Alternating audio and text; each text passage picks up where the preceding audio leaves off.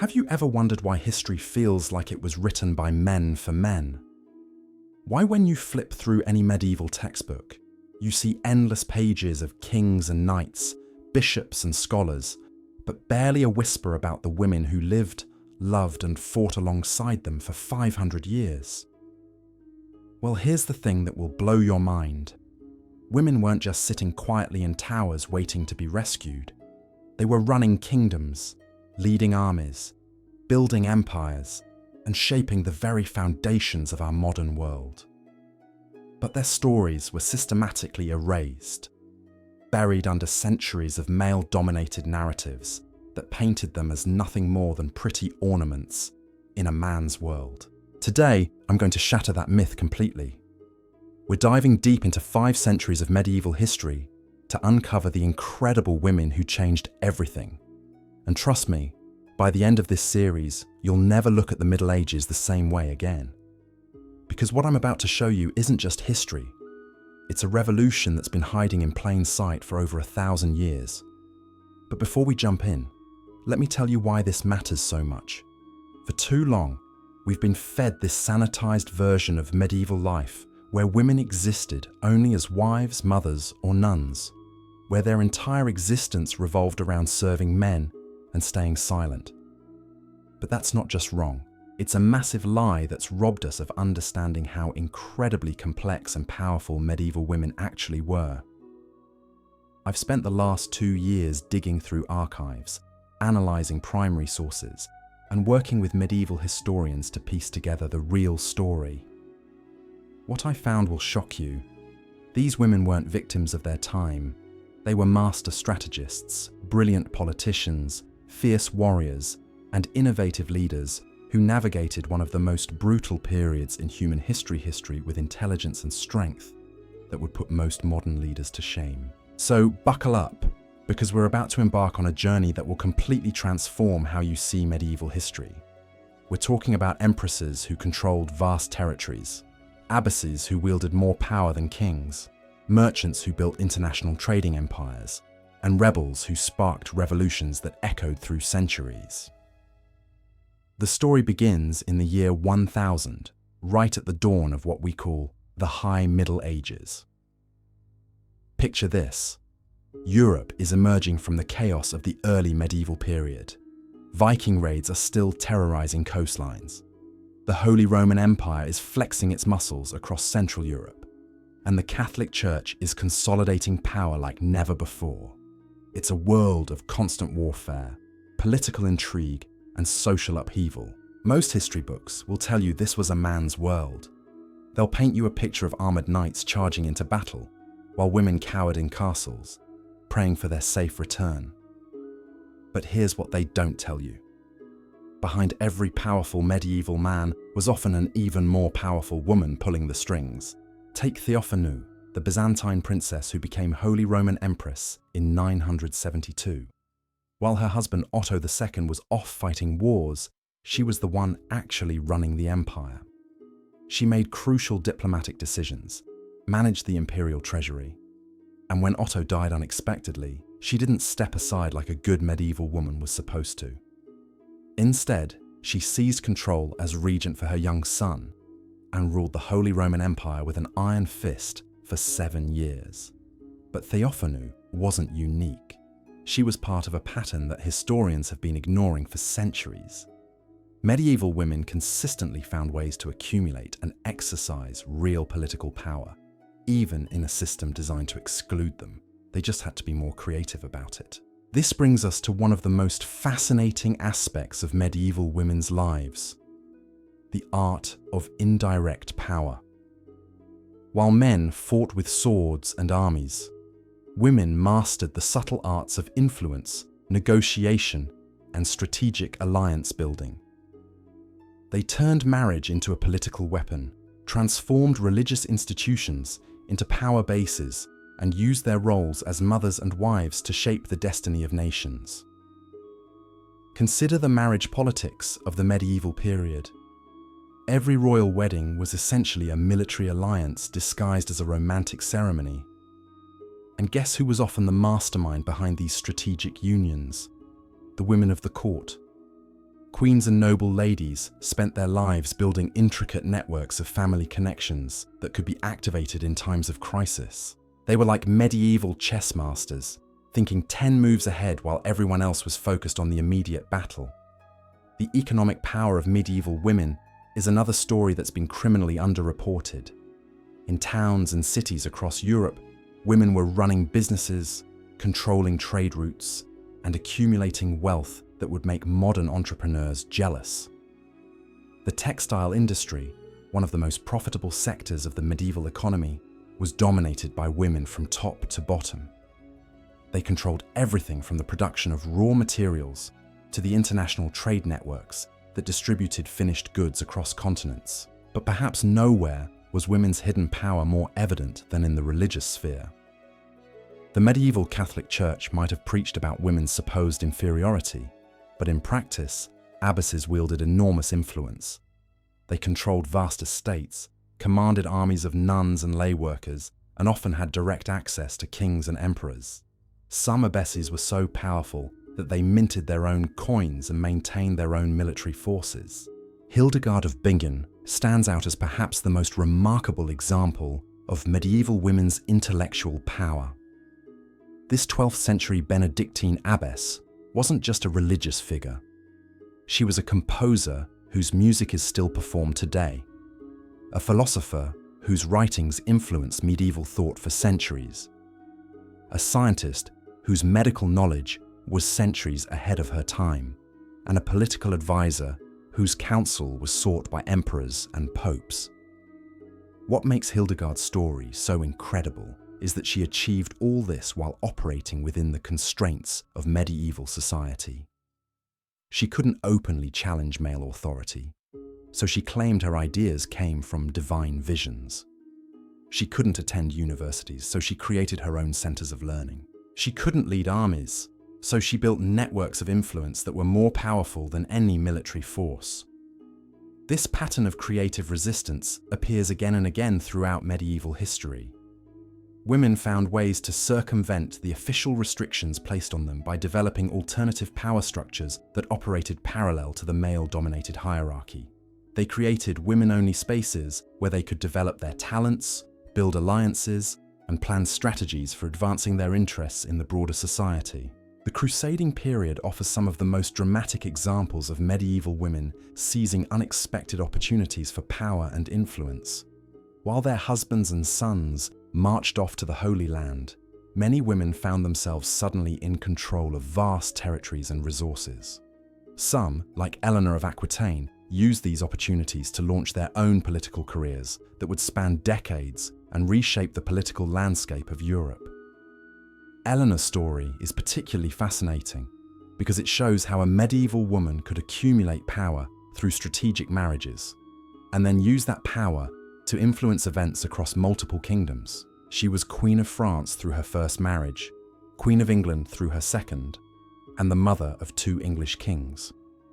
But more than that, she was a political operator who understood how to use her various roles to maximum advantage. During the Second Crusade, Eleanor didn't stay home and pray for her husband's success like she was supposed to. Instead, she accompanied Louis VII to the Holy Land with her own retinue of noble ladies, essentially creating a parallel command structure that gave women unprecedented influence in military affairs. The chroniclers of the time were scandalized, but Eleanor understood something they didn't. Power unused is power lost. This aggressive pursuit of influence wasn't limited to queens and empresses. Across medieval Europe, women of all social classes were finding ways to expand their sphere of action beyond the traditional domestic realm. Merchant women were establishing international trading networks. Craft women were organizing guilds that protected their economic interests. Peasant women were leading local resistance movements against oppressive lords. The key insight is that medieval women weren't passive victims of a patriarchal system. They were active agents who constantly pushed against the boundaries of what was considered acceptable female behavior. They took risks, made enemies, and often paid steep prices for their ambitions. But they also achieved remarkable things that have been written out of the historical record by later generations of male historians, who couldn't imagine women as anything other than supporting characters in men's stories. What we're beginning to understand is that the medieval period wasn't the dark age for women that we've been taught to believe. Yes, women faced significant legal and social restrictions. Yes, they were excluded from many formal positions of power. But within those constraints, they created their own systems of influence and authority that were often more effective than the official male hierarchy.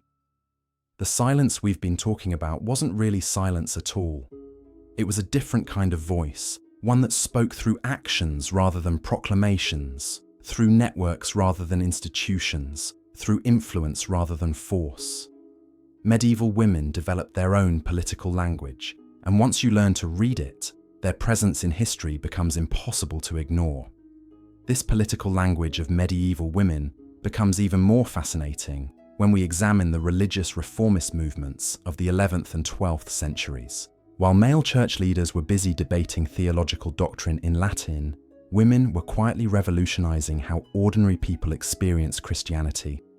They weren't writing treatises or delivering sermons from pulpits, but they were transforming religious practice from the ground up in ways that would echo through centuries. The Beguine movement represents one of the most remarkable examples of medieval women creating entirely new social structures. These were communities of lay religious women who took vows of chastity and poverty, but remained outside the formal monastic system. What made them revolutionary wasn't just their religious devotion, but the economic independence they achieved.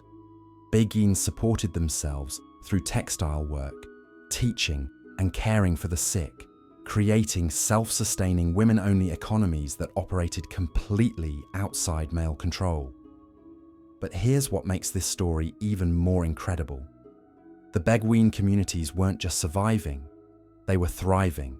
By the 13th century, there were hundreds of these communities across Northern Europe, housing thousands of women who had essentially opted out of traditional medieval society. They owned property, made their own laws, and created their own forms of governance. The Catholic Church and secular authorities didn't know what to make of them because they didn't fit into any existing category. The success of the Beguines reveals something crucial about medieval women's strategies for power. Instead of trying to break into existing male institutions, they created parallel institutions that served their needs better. This pattern appears repeatedly throughout the medieval period. Women couldn't become priests, so they became mystics, whose spiritual authority often exceeded that of the official clergy. They couldn't attend universities, so they established their own centers of learning that were often more innovative than the formal academic institutions. Speaking of innovation, let's talk about the incredible technological and scientific contributions that medieval women made. Contributions that have been almost completely erased from our understanding of medieval progress. While we celebrate male inventors and scholars from this period, we've forgotten the women who were making breakthrough discoveries in medicine, engineering, and natural philosophy. Medieval convents were essentially the research universities of their day, and the women who ran them were conducting some of the most advanced scientific work in Europe. Abbesses maintained extensive libraries, funded translation projects that preserved ancient knowledge, and supported original research in fields ranging from astronomy to agriculture.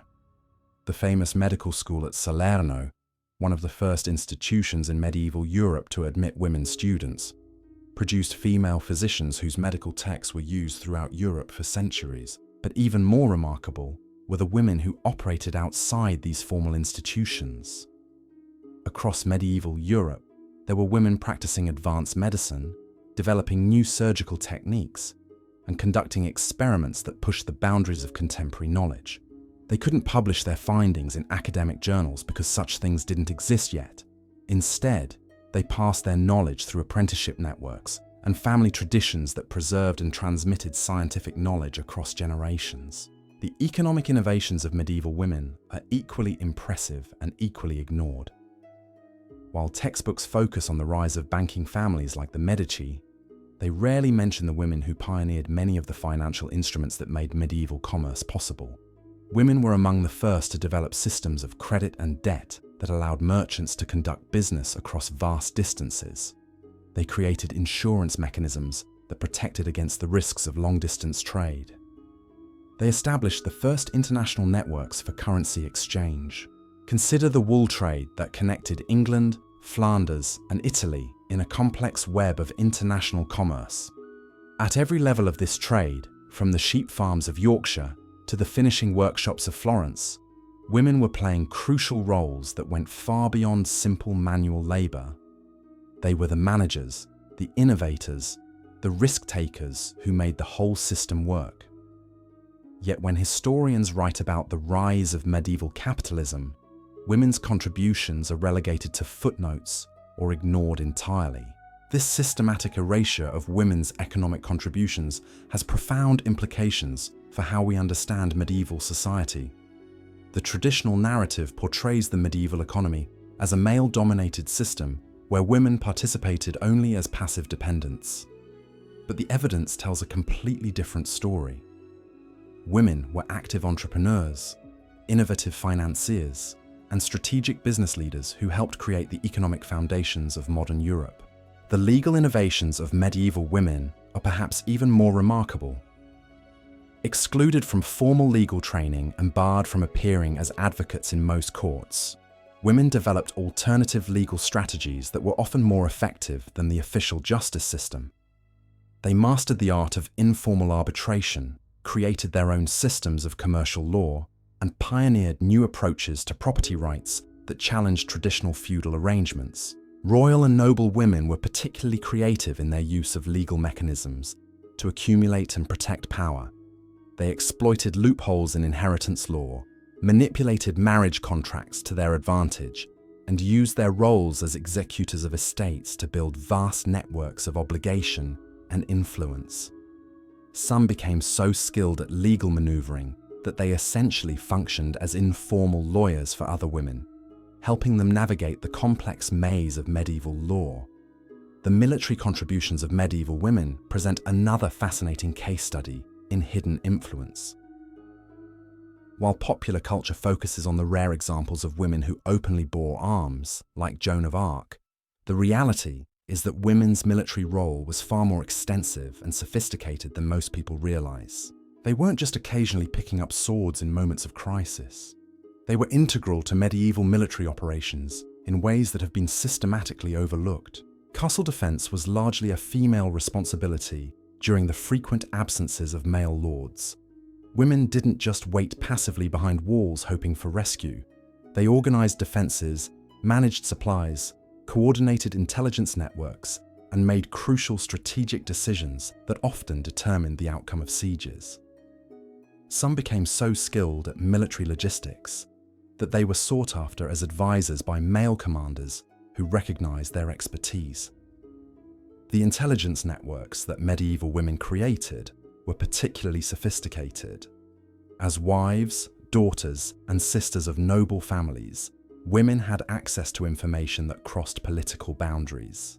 They developed elaborate systems for gathering and transmitting intelligence that were far more effective than formal diplomatic channels.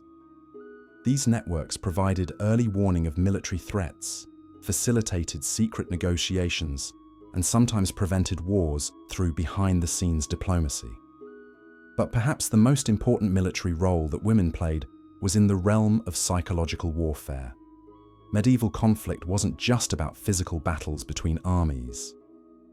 It was also about maintaining morale, managing public opinion, and creating narratives that justified political actions. Women excelled at these aspects of warfare, using their social networks to spread propaganda, their religious connections to claim divine sanction for their causes, and their cultural authority to shape how conflicts were understood by ordinary people. The artistic and cultural contributions of medieval women represent yet another dimension of their hidden influence. While we celebrate male artists, architects, and writers from the medieval period, we've largely forgotten the women who were creating equally impressive works and shaping cultural trends that influenced generations. This wasn't just because women were excluded from artistic guilds and workshops, though that was certainly part of the problem. It was also because the forms of artistic expression that women favored were later devalued by art historians who privileged certain types of creativity over others.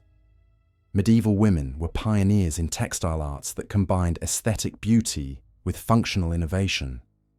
They developed new weaving techniques, created complex dye processes, and designed patterns that became status symbols across Europe. But because textiles were considered craft rather than fine art by later generations, these contributions were dismissed as mere domestic work rather than recognized as the sophisticated artistic achievements they actually were. The literary contributions of medieval women are finally beginning to receive the recognition they deserve, but for centuries, they were either attributed to male authors or simply ignored. Women were writing poetry, composing music, creating illuminated manuscripts, and developing new forms of narrative that influenced the development of European literature in profound ways. They pioneered the use of vernacular languages for serious literary work, created new genres of religious writing, and developed innovative approaches to storytelling that challenged conventional literary forms. What emerges from this deeper examination of medieval women's contributions is a picture of a society far more complex and dynamic than the simplified narrative we've inherited. Medieval Europe wasn't a static, patriarchal system where women had no agency or influence. It was a rapidly changing world where women were constantly finding new ways to participate in social, economic, political, and cultural life, despite the formal restrictions placed on them. The strength we're talking about wasn't just the ability to endure hardship, though medieval women certainly demonstrated remarkable resilience in the face of extraordinary challenges. It was active strength, creative strength, the kind of strength that builds new institutions, develops innovative solutions to complex problems, and shapes the course of historical change, even when operating from positions of apparent powerlessness. This reframing of medieval women's history has profound implications for how we understand not just the Middle Ages, but the entire trajectory of European development. If we acknowledge the full extent of women's contributions during this crucial period, we have to revise our understanding of how medieval society actually functioned and how it evolved into the early modern world. The networks that medieval women created didn't disappear when the medieval period ended. They provided the foundation for many of the social and economic structures that would characterize the Renaissance and beyond. The legal innovations that women pioneered influenced the development of modern property law and commercial regulation. The educational institutions they founded evolved into some of Europe's most important centers of learning. But here's the most remarkable thing about this hidden history. The strategies that medieval women developed for accumulating and exercising power despite formal exclusion from official institutions became a template that women would use for centuries afterward. The patterns of networking, the techniques of indirect influence, the creation of parallel power structures, all of these approaches that we see in medieval women's lives would be refined and adapted by later generations of women fighting for recognition and rights in their own historical contexts. Understanding this historical continuity helps us grasp why the medieval period was so crucial for women's long-term development of political strategy. But to truly appreciate the sophistication of these medieval women, we need to examine specific case studies that reveal just how far their influence extended beyond what official records suggest. Let's start with the remarkable story of Matilda of Tuscany, an 11th century Italian noblewoman whose political maneuvering shaped the balance of power between the Holy Roman Empire and the Catholic Church for decades. When most people think about the investiture controversy, they focus on the dramatic confrontation between Emperor Henry IV and Pope Gregory VII. But the real puppet master behind many of the political moves during this crisis was Matilda. Here's what makes her story so incredible. Matilda controlled vast territories across northern Italy that were strategically crucial for anyone wanting to control the Alpine passes between Germany and Rome. Both the emperor and the pope needed her support to achieve their goals. Instead of simply choosing sides like a good medieval vassal was supposed to, Matilda played both sides against each other for years, extracting maximum advantage from the conflict. But she wasn't just being opportunistic. Matilda had a sophisticated understanding of how political power actually worked in medieval Europe. She recognized that the future belonged to whoever could control the emerging urban centers and trade routes, not whoever controlled the most knights and castles. So while Henry and Gregory were fighting over ceremonial questions about who had the right to appoint bishops, Matilda was quietly building an economic empire based on commerce and manufacturing. Her military innovations were equally impressive. Traditional medieval warfare relied heavily on heavily armored cavalry charges, but Matilda pioneered the use of fortified urban centers as defensive strongholds.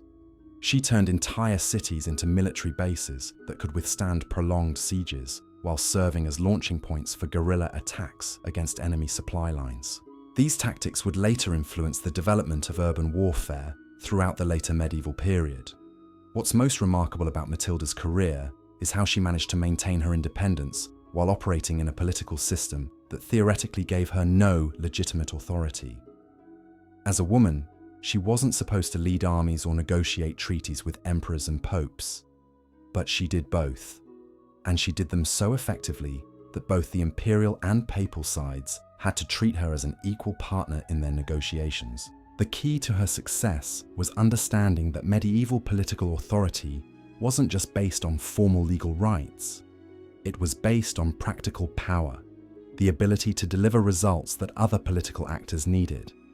Matilda made herself indispensable by controlling resources and territory that both sides required for their survival. Once she had established that practical power base, the question of whether she had the legal right to exercise authority became irrelevant. This pattern of making themselves indispensable appears repeatedly in the careers of successful medieval women. They couldn't rely on inherited authority or formal position, so they had to create their own power bases through superior performance and strategic thinking. In many ways, this forced them to become more politically sophisticated than their male counterparts, who could often rely on traditional authority structures to maintain their position. Consider the case of Anna Komnenos, the Byzantine princess who became one of the most important historians of the medieval period. Her political career was destroyed when her attempt to overthrow her brother and seize the imperial throne failed in 1118. But instead of disappearing into obscurity like most failed medieval conspirators, Anna reinvented herself as a scholar and writer whose work would influence Byzantine culture for centuries. Anna's historical writings weren't just academic exercises. They were sophisticated pieces of political propaganda designed to rehabilitate her reputation and advance her family's interests long after her direct political influence had ended. She understood that controlling historical narrative could be more powerful than controlling armies, because historical narrative shaped how future generations understood political legitimacy and authority.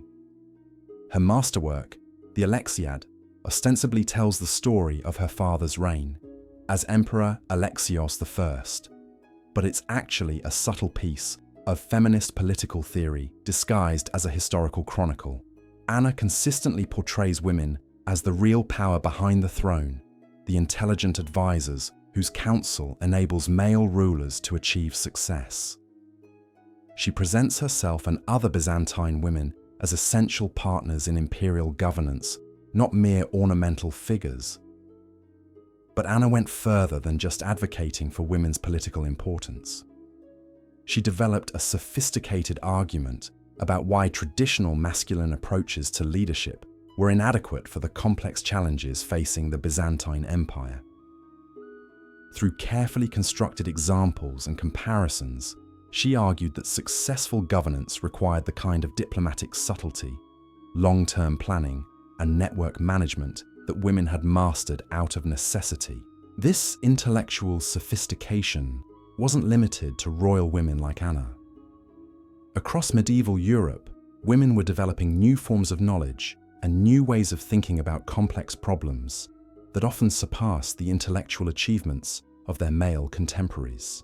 The key difference was that women's intellectual work was often embedded in practical contexts rather than abstract theoretical frameworks. Take the example of medieval medical practice. While male physicians trained at universities were learning to diagnose illnesses by consulting ancient Greek texts, women practitioners were developing empirical approaches based on direct observation and experimentation. They were pioneering surgical techniques, developing new pharmaceuticals from herbal sources, and creating diagnostic methods that were far more effective than the theoretical approaches favored by academic medicine. The midwives who managed childbirth throughout medieval Europe represent one of the most sophisticated medical communities of the period. They developed complex understanding of anatomy, pharmacology, and surgical intervention that was passed down through apprenticeship networks spanning multiple generations. These women were performing medical procedures that male physicians wouldn't attempt for centuries, yet their contributions have been almost completely erased from medical history. But medical knowledge was just one area where medieval women were pushing the boundaries of contemporary understanding. In agriculture, women were pioneering new cultivation techniques, developing improved plant varieties, and creating more efficient systems of crop rotation and soil management. In manufacturing, they were innovating production processes, developing new materials, and creating more sophisticated quality control systems. The brewing industry provides a perfect example of how women's technical innovations shaped medieval economic development. Throughout most of the medieval period, brewing was primarily a female occupation. Women developed the techniques for large-scale fermentation, created the distribution networks that brought beer to urban markets, and established the quality standards that made beer a safe alternative to contaminated water supplies. But as brewing became more profitable during the later medieval period, male-dominated guilds began pushing women out of the industry through legal restrictions and economic pressure. The technical knowledge that women had developed over centuries was appropriated by male brewers who then claimed credit for innovations they had simply inherited from female predecessors. This pattern of appropriation appears repeatedly throughout medieval economic history. Women would pioneer new industries or develop innovative techniques, but as those industries became more lucrative, men would use their superior legal and political power to exclude women and claim ownership of their innovations. The result is that many of the technological advances we associate with medieval progress were actually developed by women whose contributions have been systematically erased. The international trading networks that connected medieval Europe to Asia and Africa provide another fascinating example of women's hidden influence on historical development.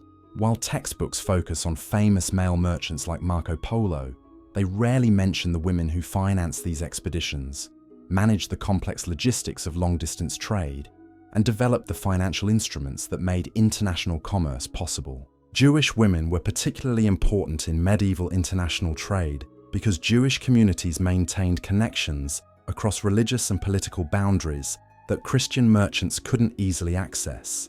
These women developed sophisticated systems of credit and currency exchange that allowed merchants to conduct business from Spain to China without carrying dangerous amounts of precious contributions went far beyond simple financial services. Jewish women were among metals across thousands of miles of hostile territory, but they're the first medieval entrepreneurs to understand that successful international trade required detailed knowledge of foreign cultures, languages, and customs. They created educational networks that trained young merchants in the skills needed for cross-cultural business relationships. They established diplomatic connections that helped resolve commercial disputes across religious boundaries. The silk trade that connected medieval Europe to Central Asia and China depended heavily on female expertise at every stage of the process. From the cultivation of silkworms to the complex weaving techniques that created finished textiles, women controlled most of the technical knowledge required for silk production. But they also dominated the commercial networks that brought silk to European markets, creating some of the first truly global supply chains in human history. What makes these trading networks so remarkable is how they operated parallel to official diplomatic and military structures. While kings and emperors were fighting wars and negotiating treaties, Women merchants were building economic relationships that often proved more durable and influential than formal political alliances. These commercial connections provided alternative channels for communication and negotiation that sometimes prevented conflicts or facilitated peaceful resolutions to international disputes. The cultural exchange that occurred through these female-dominated trading networks had profound implications for medieval intellectual development. Women merchants didn't just trade goods, they also traded ideas, technologies, and artistic techniques. They were responsible for introducing European audiences to mathematical concepts from India, astronomical knowledge from the Islamic world, and artistic styles from Central Asia. But perhaps, most importantly, these international connections gave medieval women access to alternative models of female authority and achievement. European women who traveled to Constantinople or Cairo could observe societies where women exercised different kinds of power and influence. These experiences provided them with new ideas about what was possible for women and new strategies for achieving their goals within European society. The crusading period created unprecedented opportunities for this kind of international cultural exchange. While male crusaders were focused on military objectives, women who accompanied the crusading armies, or who remained behind to manage estates and territories, were building relationships that transcended the official purposes of the Crusades. They were learning about Islamic science and philosophy, Byzantine administrative techniques, and Middle Eastern commercial practices. Some of these women became cultural ambassadors who helped facilitate the transfer of knowledge between Islamic and Christian civilizations. They learned Arabic and other Middle Eastern languages, studied Islamic legal and philosophical texts, and developed personal relationships with Muslim women that provided insights into alternative approaches to social organization and governance. Eleanor of Aquitaine's participation in the Second Crusade provides a perfect example of how women use crusading opportunities to expand their political and cultural horizons. While her husband Louis VII was focused on military glory and religious merit, Eleanor was building relationships with Byzantine and Middle Eastern leaders that would influence her political strategies for decades afterward.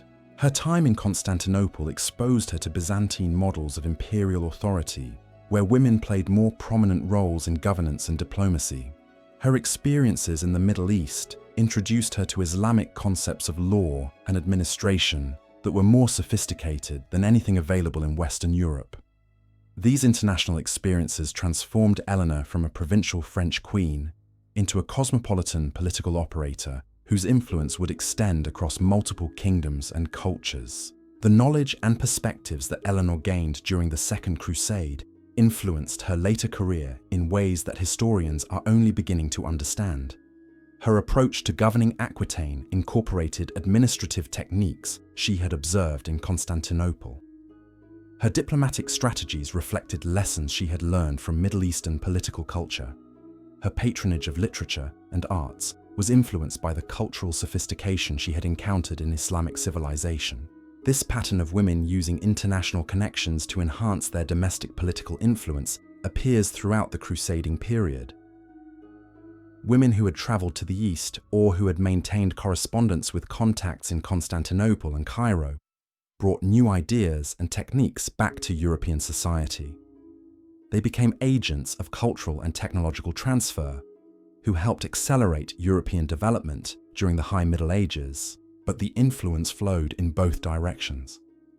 European women who settled in Crusader states or who married into Middle Eastern families introduced European approaches to governance, commerce, and social organization into Islamic and Byzantine societies.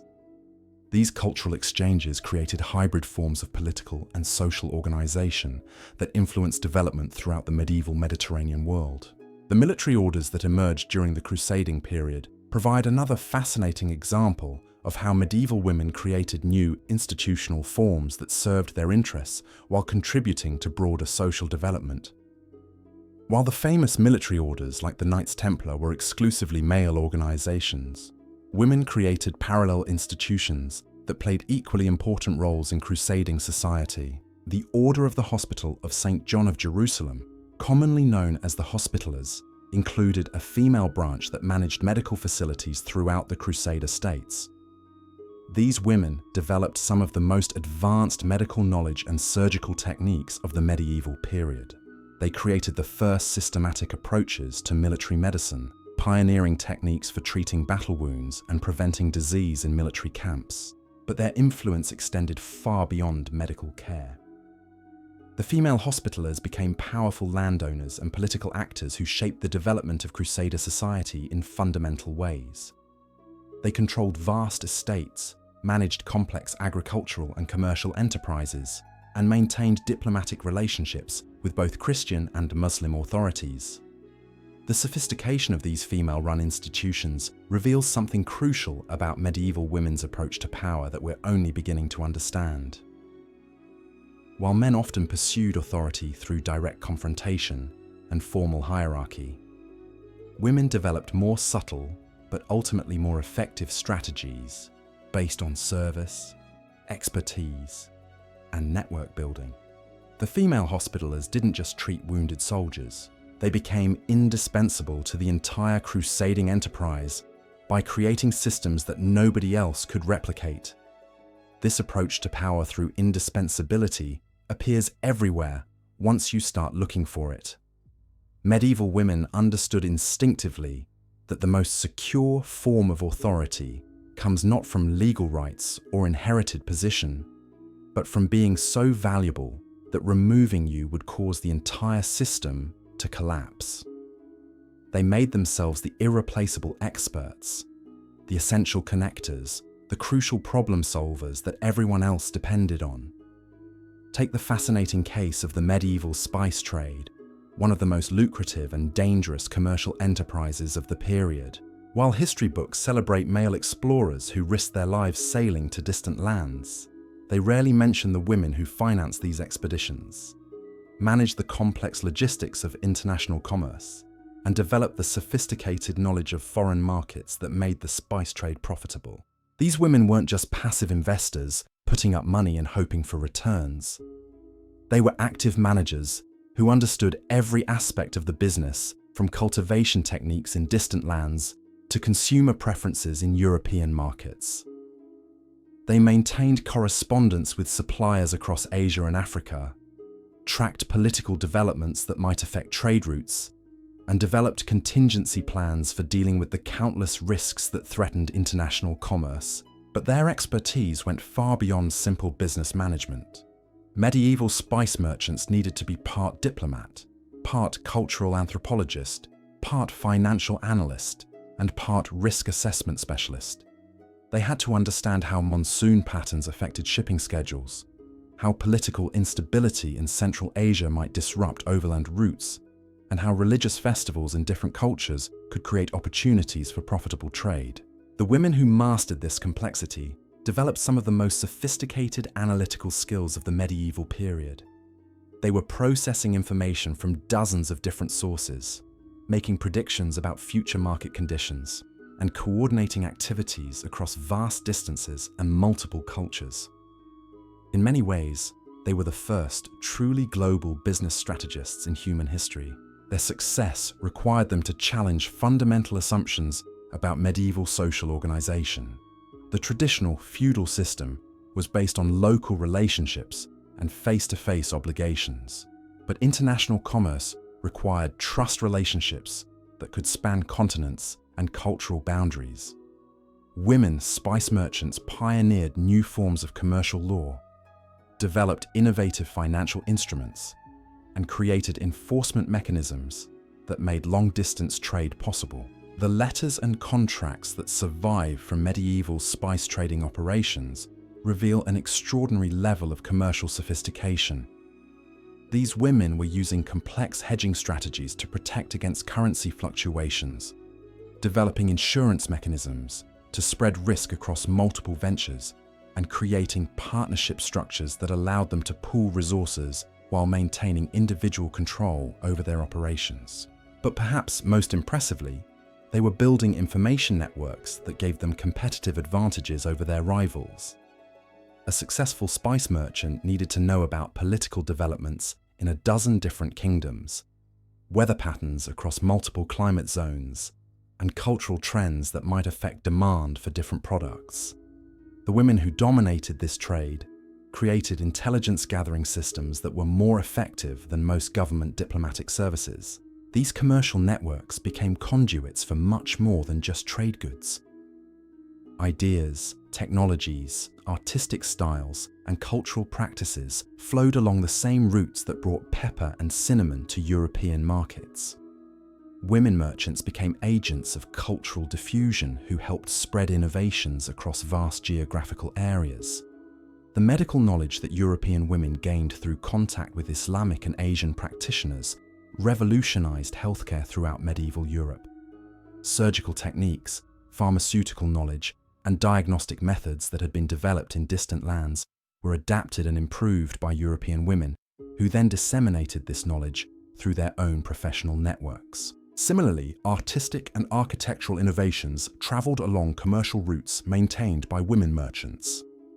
European textile workers learned new dyeing techniques from Asian suppliers.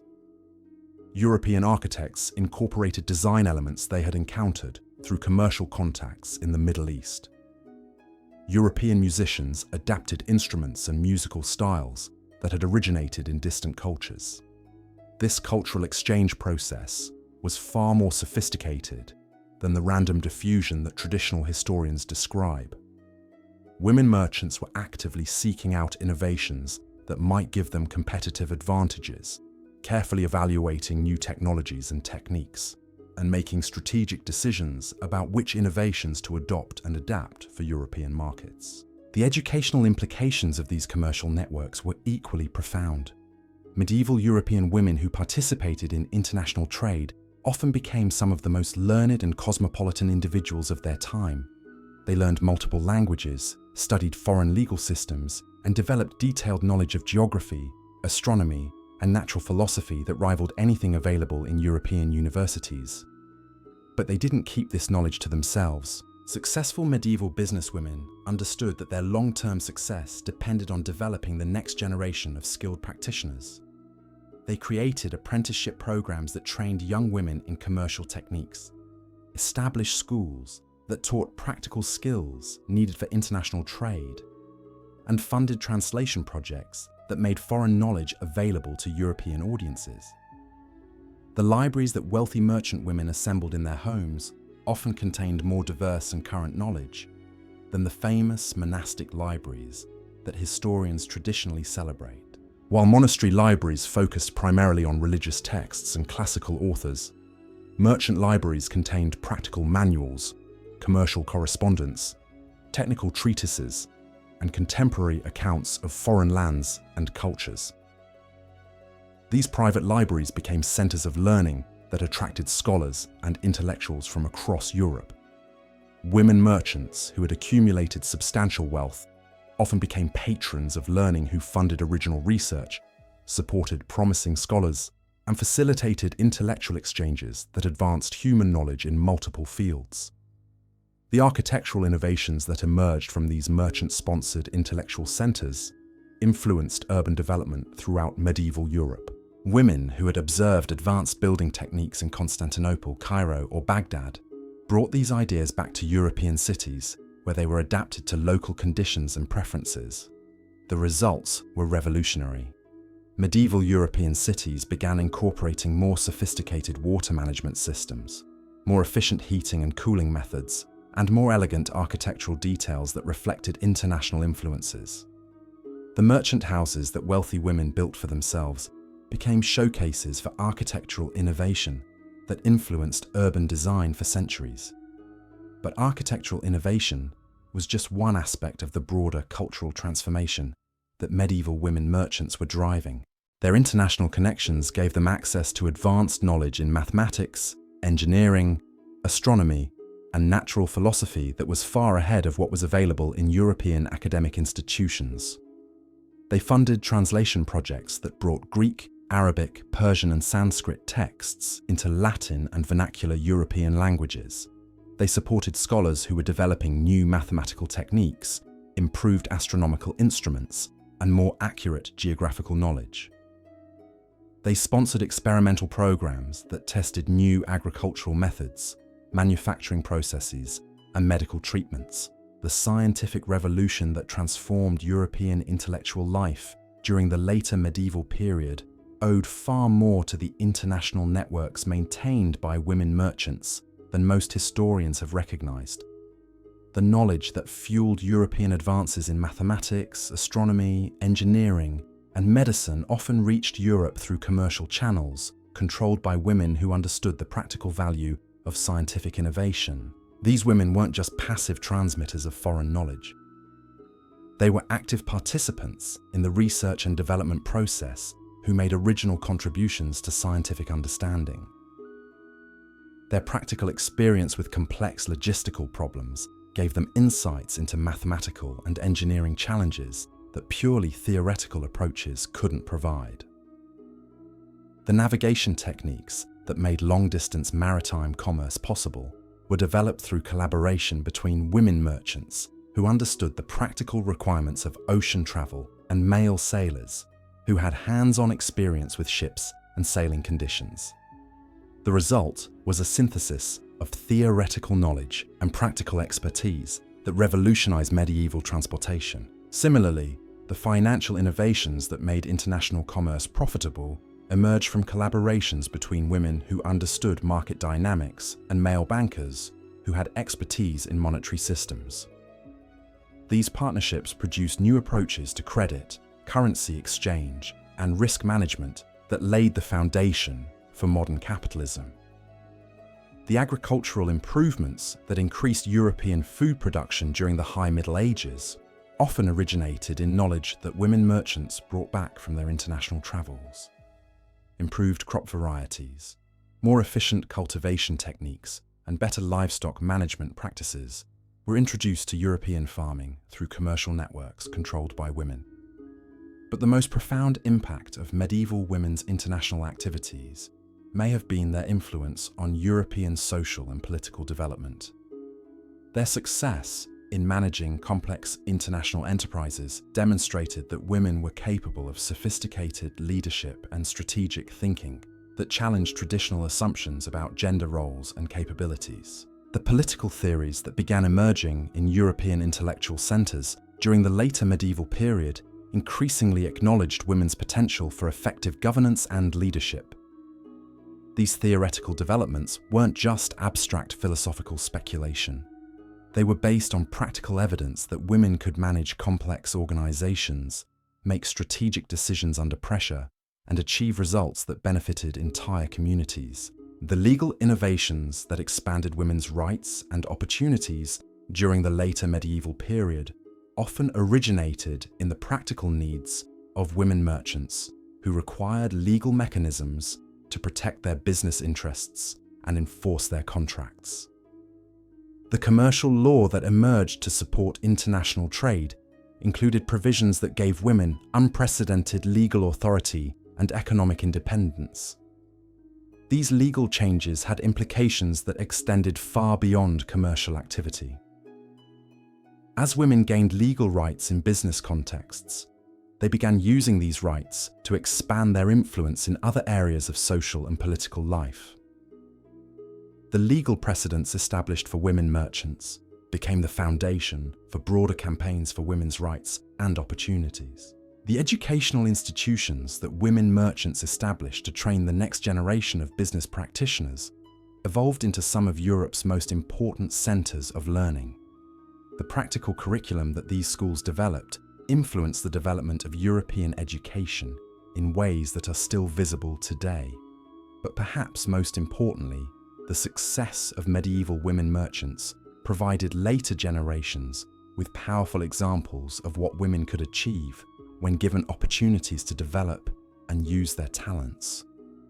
The careers of these remarkable women became inspiration and guidance for subsequent generations of women who faced their own challenges in pursuing education, careers, and political influence. The networks that medieval women created didn't disappear when the medieval period ended. They provided the foundation for many of the social and economic structures that would characterize the Renaissance and the early modern period. The commercial relationships, intellectual connections, and cultural exchanges that medieval women had built continued to influence European development for centuries. The Renaissance celebration of human potential and achievement drew heavily on examples from medieval women's lives, even though these examples were often not explicitly acknowledged. The humanist emphasis on education, individual achievement, and cultural sophistication reflected values and practices that medieval women had been developing and promoting for centuries. The exploration and colonization projects that characterized the early modern period, built on geographical knowledge, navigation techniques, and international relationships that medieval women merchants had established. The financial instruments and commercial practices that made these projects possible were refinements of innovations that medieval women had pioneered. But the most lasting legacy of medieval women's achievements may be the demonstration that social and cultural progress doesn't require formal authority or official recognition. Medieval women proved that determined individuals working through informal networks and alternative institutions could drive historical change even when excluded from traditional power structures. This lesson has profound implications for understanding how social change actually occurs and how marginalized groups can achieve influence and recognition despite systematic discrimination and exclusion. The strategies that medieval women developed for accumulating power, building influence, and creating lasting change provide a template that has been used by reform movements throughout subsequent history. The environmental knowledge that medieval women developed through their agricultural and commercial activities also had lasting impact on European development. Their understanding of sustainable farming practices, efficient resource management, and ecological balance influenced land use patterns that persisted for centuries. Women who managed large estates during the frequent absences of their husbands developed some of the most sophisticated approaches to environmental stewardship in medieval Europe. They understood that long-term productivity required careful attention to soil conservation, forest management, and water resource protection. These women pioneered crop rotation systems that maintained soil fertility while maximizing agricultural output. They developed integrated farming approaches that combined animal husbandry, crop production, and forest management in ways that created sustainable rural economies. They established conservation practices that protected wildlife populations while still allowing for hunting and fishing that supplemented rural diets. The forestry techniques that medieval women developed were particularly innovative. They understood that forests were complex ecosystems that provided multiple benefits, including timber, fuel, food, and wildlife habitat. Their management approaches balanced these different uses in ways that maintained forest health while meeting human needs. The hunting practices that medieval women developed reveal another dimension of their sophisticated environmental understanding. While popular culture portrays medieval hunting as a masculine aristocratic pastime focused on display and entertainment, the reality was far more complex. Women who managed estates needed to balance wildlife conservation with practical needs for meat, leather, and population control of animals that could damage crops. These women developed sustainable hunting protocols that maintained healthy animal populations while providing necessary resources for their communities. They understood breeding cycles, migration patterns, and ecological relationships in ways that allowed them to harvest wildlife without depleting populations. Their approaches to game management were often more scientifically sophisticated than the wasteful hunting practices that male nobles engaged in for sport. But medieval women's environmental innovations extended far beyond agriculture and forestry. Those who lived in coastal regions developed advanced understanding of marine ecosystems that allowed them to manage fishing operations sustainably while building profitable businesses. They understood seasonal fish migrations, breeding cycles, and the complex relationships between different marine species. The fishing operations that women managed often employed techniques that maximized catch while minimizing environmental damage. They developed selective harvesting methods that protected breeding populations, established seasonal restrictions that allowed fish stocks to recover, and created processing and preservation techniques that reduced waste while extending the useful life of their catch. Women who controlled salt production facilities along European coastlines became some of the most environmentally sophisticated managers of the medieval period. Salt extraction required careful balance between maximizing production and protecting the coastal ecosystems that made production possible. These women developed techniques that maintained the health of salt marshes while creating profitable businesses that supplied one of medieval Europe's most essential commodities. The knowledge that these coastal women developed about tides, weather patterns, and marine ecology made them invaluable advisors to merchants and mariners who depended on ocean transportation. Their understanding of seasonal variations in coastal conditions often determined the success or failure of commercial ventures that relied on maritime shipping. Medieval women's innovations in urban environmental management are equally impressive, but even less recognized. As cities grew larger and more crowded during the High Middle Ages, women took leading roles in developing sanitation systems, waste management protocols, and public health measures that made urban life viable for growing populations. The textile workshops that women operated in medieval cities faced complex environmental challenges that required innovative solutions. Dyeing processes used chemicals that could contaminate water supplies if not managed properly. Wool processing created organic waste that could cause disease if allowed to accumulate. Weaving operations generated dust and fiber particles that could affect air quality in crowded workshops. Women who managed these operations developed some of the first systematic approaches to industrial environmental management. They created waste treatment systems that neutralized harmful chemicals before releasing them into water supplies. They established ventilation systems that protected workers from airborne contaminants. They developed recycling processes that turned waste materials into useful products. The public health innovations that medieval women pioneered in urban settings had profound implications for European demographic development. Their sanitation systems helped prevent the spread of epidemic diseases that could devastate entire cities. Their food safety protocols reduced deaths from contaminated food and water. Their waste management systems prevented the accumulation of organic matter that could breed disease-carrying insects and rodents. But perhaps most importantly, these women understood that urban environmental problems required collective solutions that went beyond individual household management. They organized neighborhood groups that coordinated sanitation efforts, established community standards for waste disposal, and created enforcement mechanisms that ensured compliance with public health measures.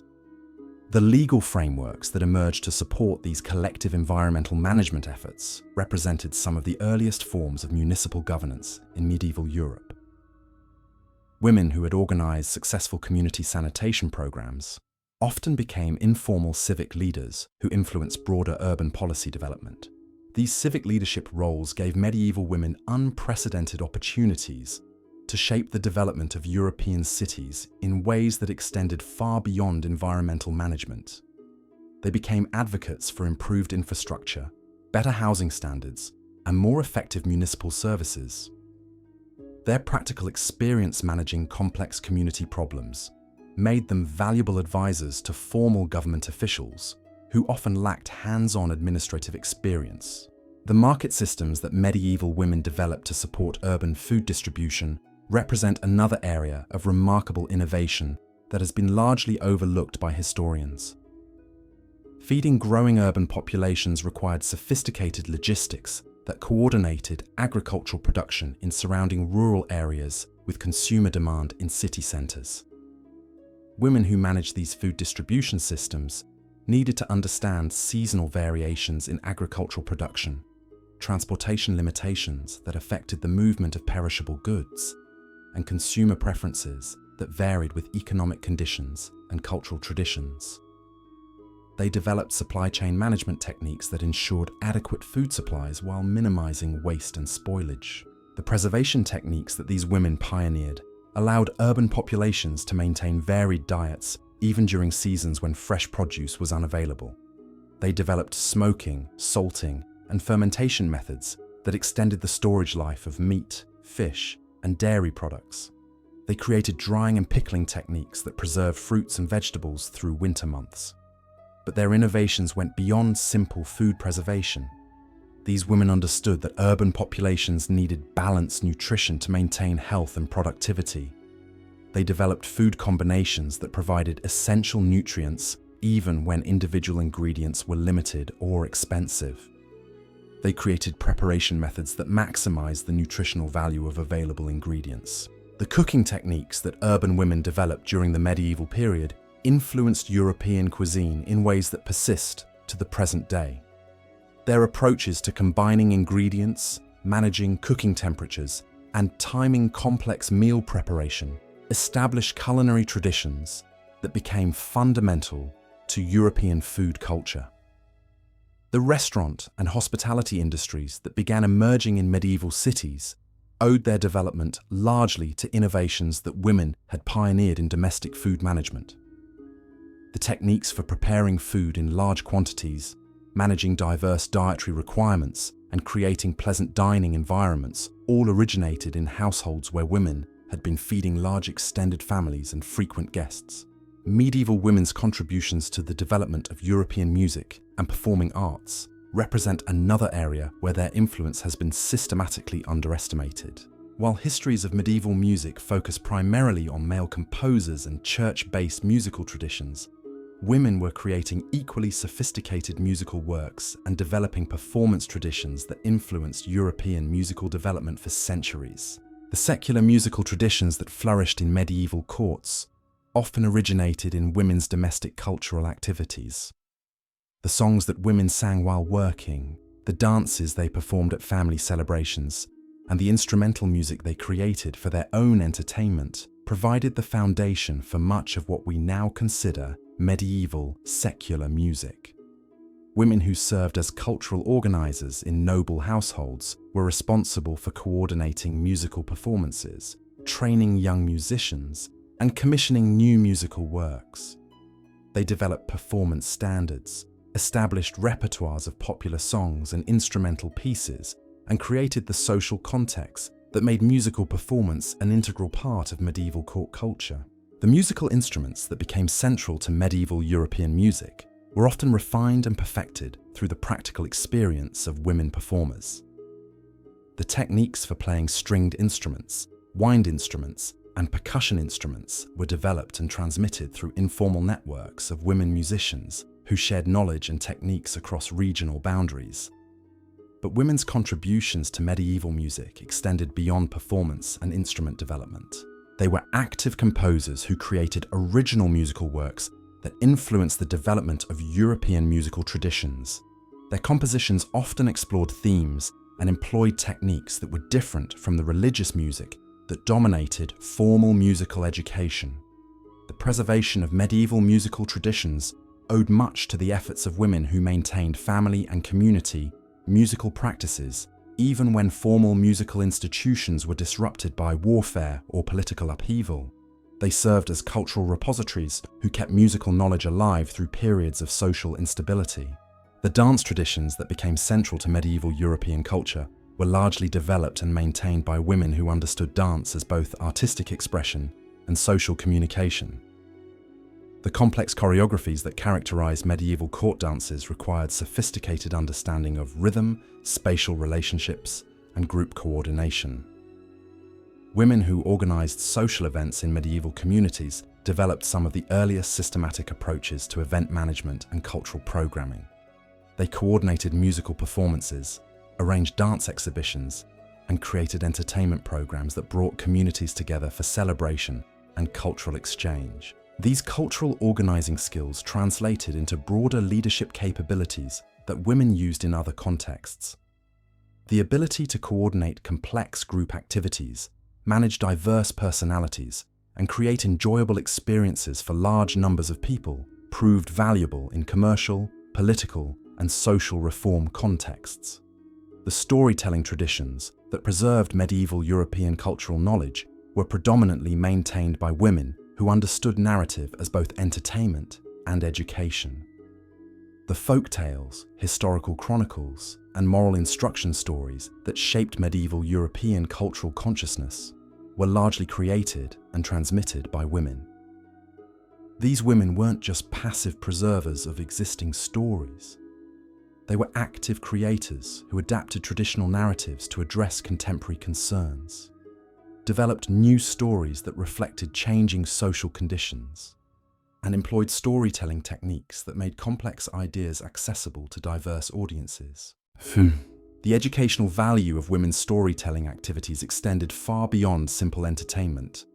Through carefully crafted narratives, they transmitted practical knowledge about everything from agricultural techniques to medical treatments. They preserved historical knowledge that might otherwise have been lost. They provided moral and ethical instruction that helped shape community values and individual behavior.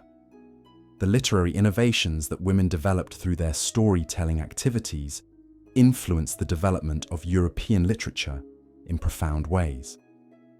Their techniques for character development, plot construction, and thematic exploration provided models that later written literature would adapt and refine. But perhaps most importantly, women's storytelling traditions created alternative cultural narratives that challenged dominant social assumptions and provided different perspectives on historical events and social relationships. These alternative narratives gave voice to experiences and viewpoints that were excluded from official historical accounts and religious teachings. The preservation of these alternative cultural traditions became increasingly important as medieval European society became more centralized and institutionalized. Women's storytelling networks provided spaces where different ways of understanding the world could be maintained and transmitted, even when they contradicted official cultural doctrines. The therapeutic aspects of medieval women's cultural activities represent another dimension of their social contributions that has been largely overlooked. Women understood that music, dance, storytelling, and other cultural activities had healing properties that could address both physical and emotional ailments. The healing songs that women used to treat various medical conditions represented sophisticated understanding of how sound and rhythm could affect human physiology and psychology. These women developed musical prescriptions for specific ailments, created therapeutic performance techniques, and established cultural healing practices that complemented other medical treatments. The dance therapies that women employed for treating physical disabilities and emotional disorders demonstrated advanced understanding of how movement and physical expression could promote healing and recovery. They developed exercise programs disguised as dance activities, created movement therapies that addressed specific medical conditions, and established recreational activities that promoted both physical and mental health. The community healing practices that women organized around cultural activities helped address the social and psychological trauma that resulted from warfare, disease, and other medieval calamities. They created group activities that helped communities process collective trauma, established mourning rituals that facilitated grief recovery, and developed celebration practices that restored community morale and cohesion. These therapeutic cultural practices became particularly important during the periodic crises that disrupted medieval European society. When communities were devastated by plague, warfare, or natural disasters, women's cultural healing activities often provided the foundation for community recovery and reconstruction. The psychological sophistication that medieval women demonstrated in their cultural healing practices reflected deep understanding of human nature and social dynamics that rivaled anything available in formal academic psychology. Their practical experience managing complex family and community relationships had given them insights into human behavior that they applied therapeutically through cultural activities. The educational innovations that women developed through their cultural activities had lasting impact on European intellectual development. Their approaches to using entertainment and artistic expression as vehicles for learning influenced the development of European educational philosophy and practice. The integration of artistic activities with practical education that women pioneered in their domestic teaching created models for holistic education that recognized the connections between intellectual, emotional, and physical development. These educational approaches influenced the development of European schools and universities in ways that are still visible today. But the most profound legacy of medieval women's cultural contributions may be their demonstration that culture itself could be a form of power and influence that operated independently of formal political and economic structures.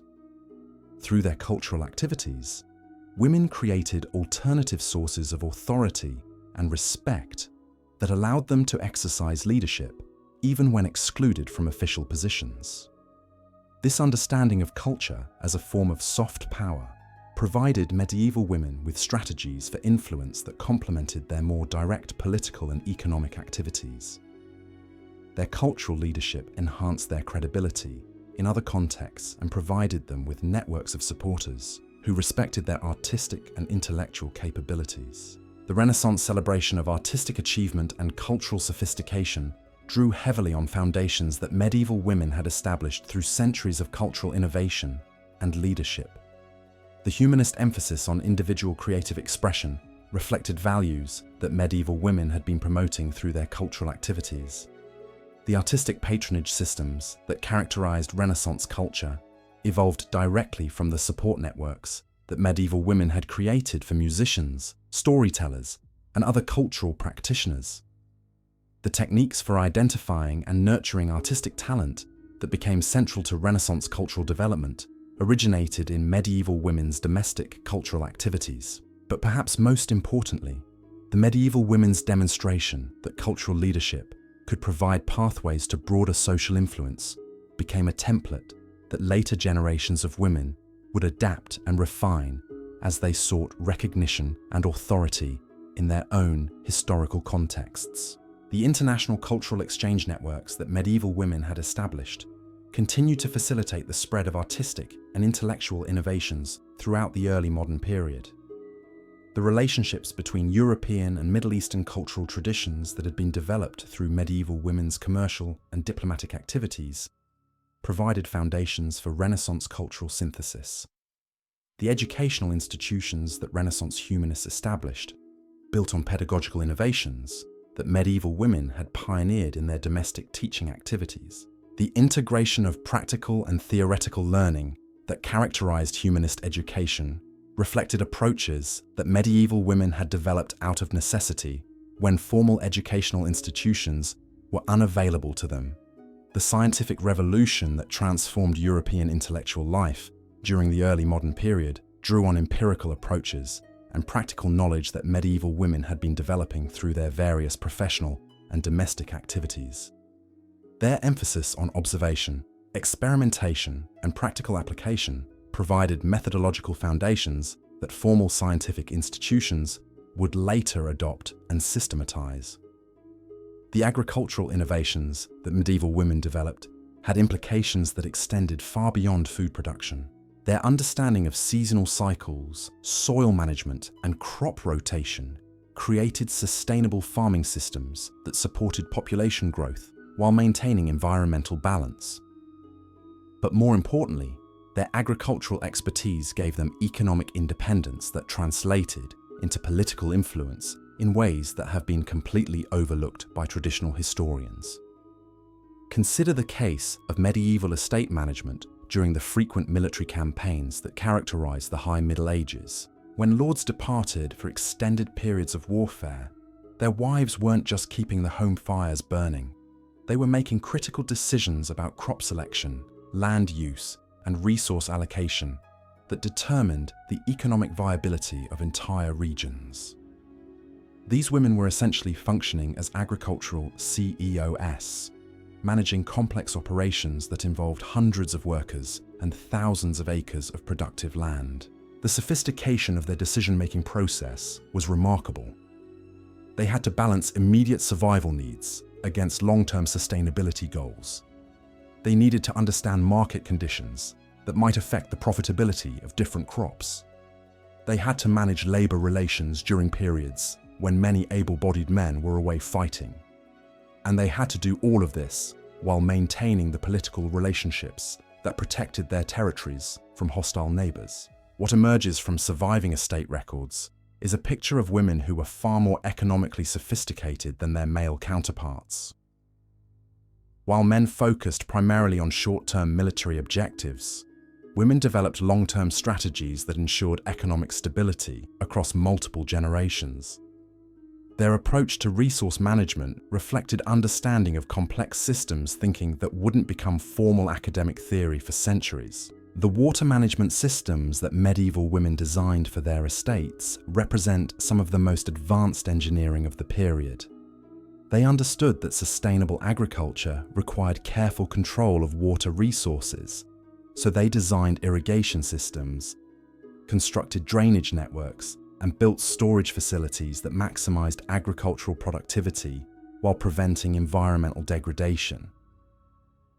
These hydraulic engineering projects required sophisticated understanding of topography, geology, and hydrology that rivaled anything available in formal engineering education.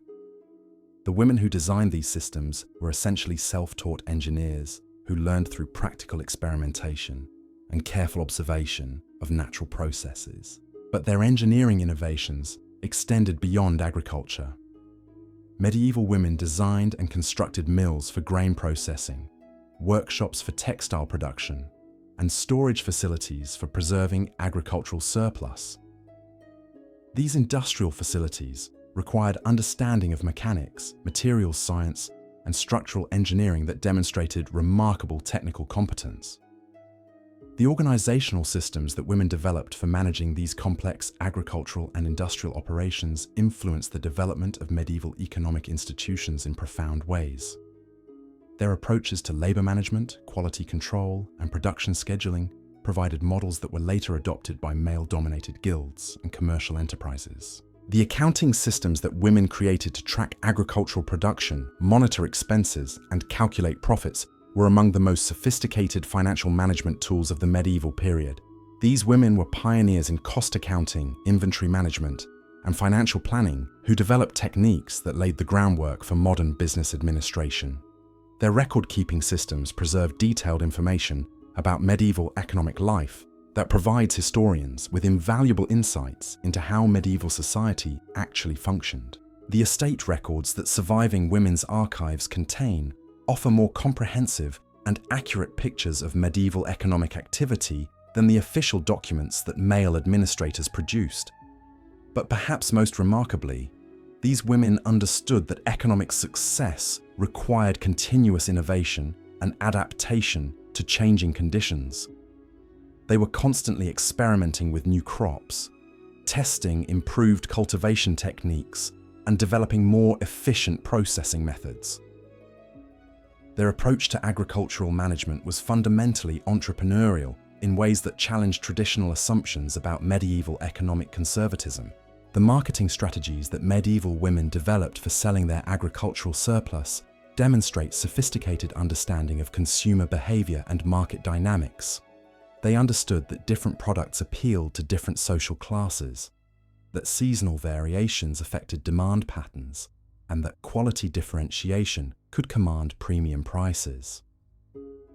These women were among the first medieval entrepreneurs to understand branding and product positioning as marketing strategies. They developed reputations for producing superior quality goods that commanded higher prices than generic commodities. They created distribution networks that reached customers across regional boundaries. They established customer relationships that generated repeat business and referral sales. The commercial success of women-managed agricultural operations had significant implications for medieval social structure.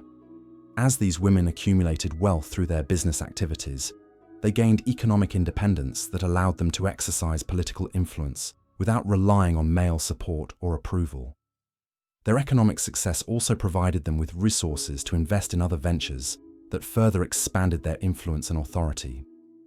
Successful agricultural entrepreneurs often became patrons of religious institutions, sponsors of educational projects, and supporters of artistic endeavors that enhanced their social status and cultural influence. The philanthropic activities that wealthy medieval women undertook represent another dimension of their social impact that has been systematically underestimated. These women understood that their long-term security and influence depended on maintaining good relationships with their communities, so they invested substantial resources in projects that benefited broader society. The hospitals that medieval women founded and funded provided medical care for populations that had no other access to professional healthcare. These institutions weren't just charitable operations.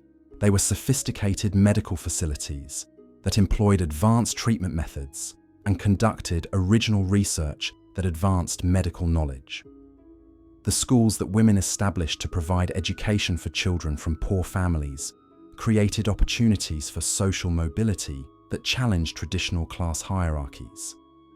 These educational institutions often provided better instruction than the formal schools available to wealthy families because they focused on practical skills that prepared students for productive careers. The infrastructure projects that women sponsored improved transportation, communication, and commerce throughout medieval Europe. They funded road construction, bridge building, and harbour improvements that facilitated economic development and cultural exchange. They established markets and trading centres that became focal points for regional economic activity. But their philanthropic activities went beyond simple charity work. These women understood that strategic investment in community development could create conditions that enhanced their own economic opportunities while benefiting society as a whole. Their approach to philanthropy reflected sophisticated understanding of how individual success and community welfare could be mutually reinforcing. The religious institutions that medieval women founded often became centers of innovation that influenced European intellectual and cultural development. The convents that wealthy women established weren't just places of prayer and contemplation. They were educational centers, research facilities, and cultural institutions that preserved knowledge and fostered new ideas. The scriptoriums that women operated in these religious institutions played crucial roles in preserving and transmitting classical knowledge during periods when formal educational institutions were disrupted by warfare and political instability. The manuscripts that these women copied and illustrated provided the textual foundation for later intellectual revivals. But these women weren't just passive preservers of existing knowledge. They were active scholars who produced original works that contributed to medieval intellectual development. Their writings on theology, philosophy, natural science, and practical arts demonstrated intellectual capabilities that rivaled anything produced by male scholars in formal academic institutions. The artistic patronage that wealthy medieval women provided supported cultural developments that enriched European civilization in lasting ways. They commissioned architectural projects, sponsored musical compositions, and funded artistic works that became treasures of European cultural heritage. Their architectural projects often incorporated innovative design elements that influenced the development of European architectural styles. The churches, palaces, and civic buildings that women commissioned demonstrated aesthetic sophistication and technical competence that challenged traditional assumptions about women's artistic capabilities. The musical traditions that women supported through their patronage activities preserved and developed cultural knowledge that might otherwise have been lost. Their support for musicians, composers, and instrument makers created cultural environments that fostered artistic innovation and excellence. But perhaps most importantly, their artistic patronage provided alternative cultural narratives that challenged dominant social assumptions and provided different perspectives on human experience. The works that women commissioned often explored themes and employed aesthetic approaches that differed from the male-dominated cultural mainstream. The educational impact of women's artistic patronage extended far beyond simple aesthetic appreciation. Through carefully selected artistic projects, these women transmitted cultural values, historical knowledge, and social commentary that influenced public understanding of contemporary issues and historical developments. The diplomatic activities that medieval women conducted through their various social and economic networks represent another area where their influence has been systematically underestimated. While formal diplomacy was supposedly a male prerogative, women were conducting informal diplomatic activities that often proved more effective than official negotiations. The marriage alliances that women arranged for their children and relatives were essentially diplomatic treaties disguised as family celebrations. These women understood that strategic marriages could prevent wars, resolve territorial disputes, and create economic partnerships that benefited entire regions. Their correspondence networks provided unofficial communication channels that allowed political information to flow across boundaries, even when formal diplomatic relationships were disrupted by conflict. These women often served as intermediaries who facilitated negotiations between hostile parties who couldn't communicate directly. The cultural exchanges that women organized through their international connections promoted understanding between different societies and reduced the likelihood of conflicts based on ignorance or misunderstanding. Their activities as cultural ambassadors complemented and sometimes superseded the work of official diplomatic representatives.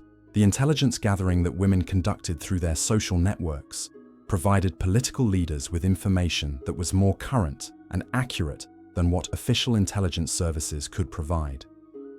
Their ability to access information through informal channels gave them strategic advantages that they used to influence political developments. But their diplomatic activities went beyond simple information gathering and message transmission.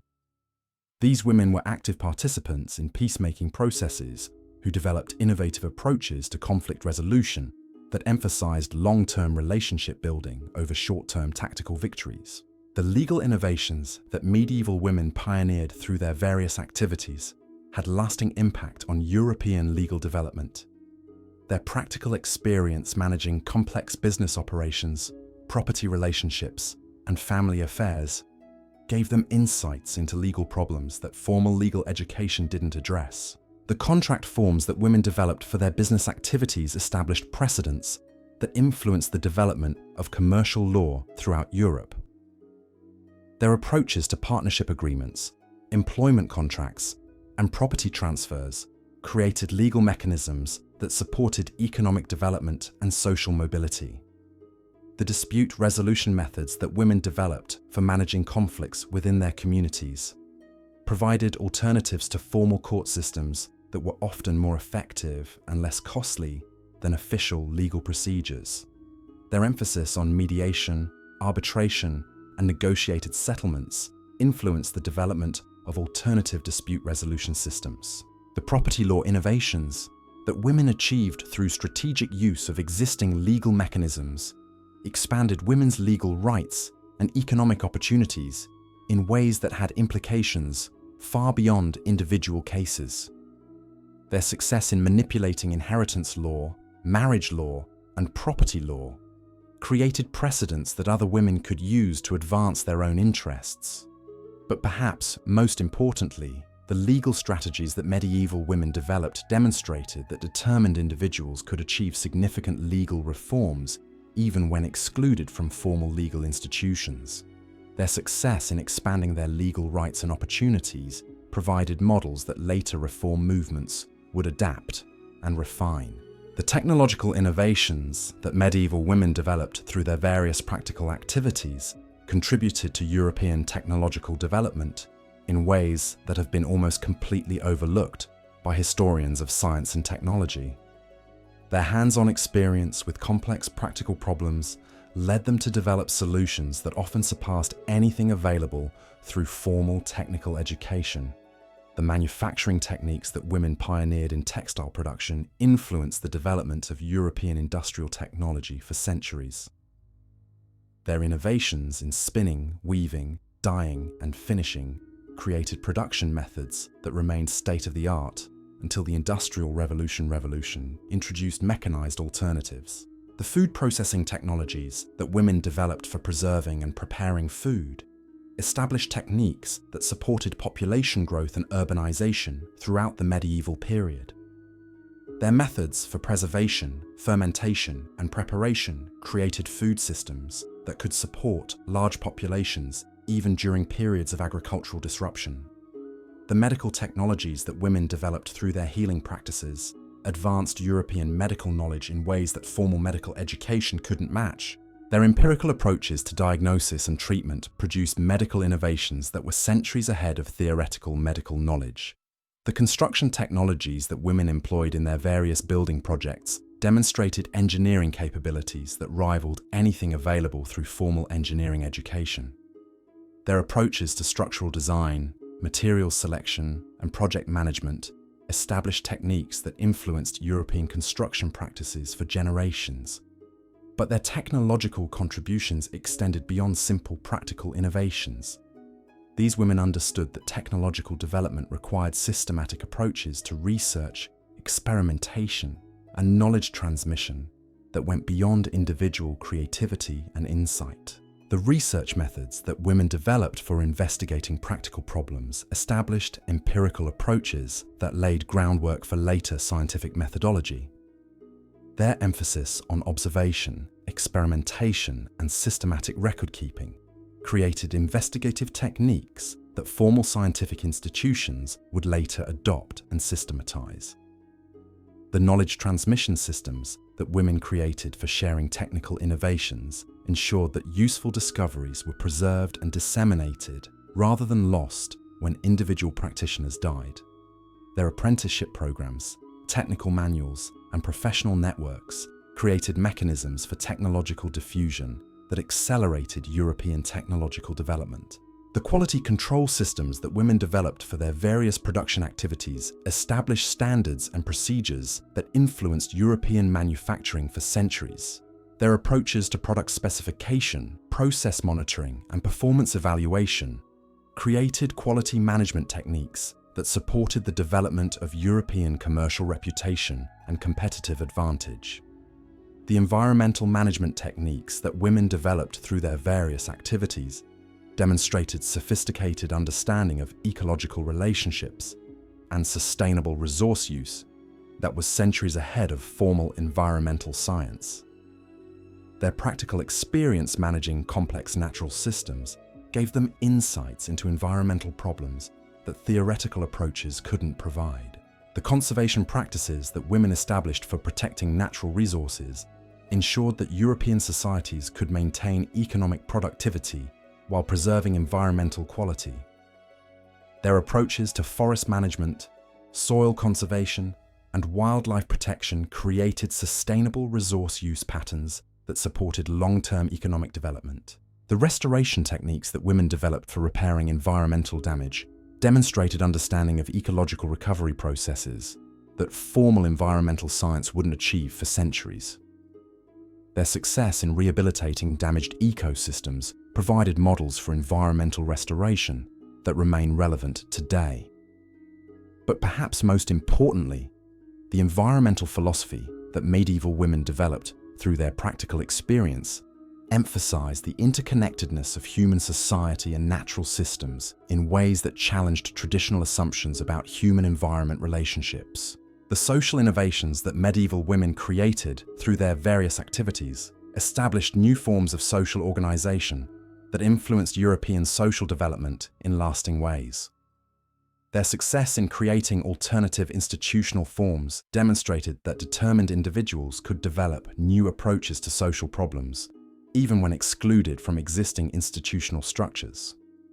The community organizations that women established for addressing various social problems created models for voluntary association and collective action that influenced the development of European civil society.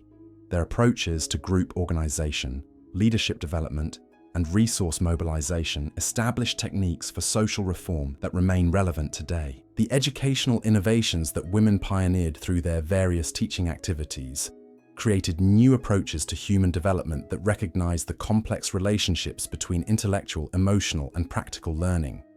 Their holistic educational philosophy influenced European educational development in ways that are still visible today.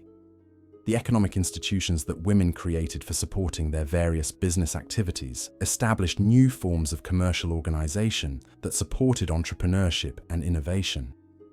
Their approaches to partnership formation risk sharing, and profit distribution created business models that influenced European commercial development.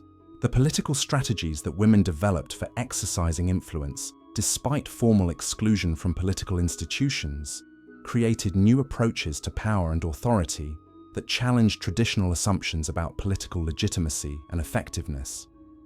Their success in achieving political influence through alternative channels demonstrated that formal institutional power was not the only path to political effectiveness. But the most profound social innovation that medieval women achieved may have been their demonstration that individual agency and collective action could create meaningful social change, even under conditions of systematic discrimination and exclusion. Their success in expanding their opportunities and influence provided inspiration and guidance for subsequent generations of reformers who faced their own challenges in pursuing social justice and human development. The cultural legacy that medieval women created through their various activities provided European civilization with intellectual and artistic resources that enriched human experience in lasting ways. Their contributions to literature, music, visual arts, and philosophy establish cultural traditions that continue to influence European cultural development today.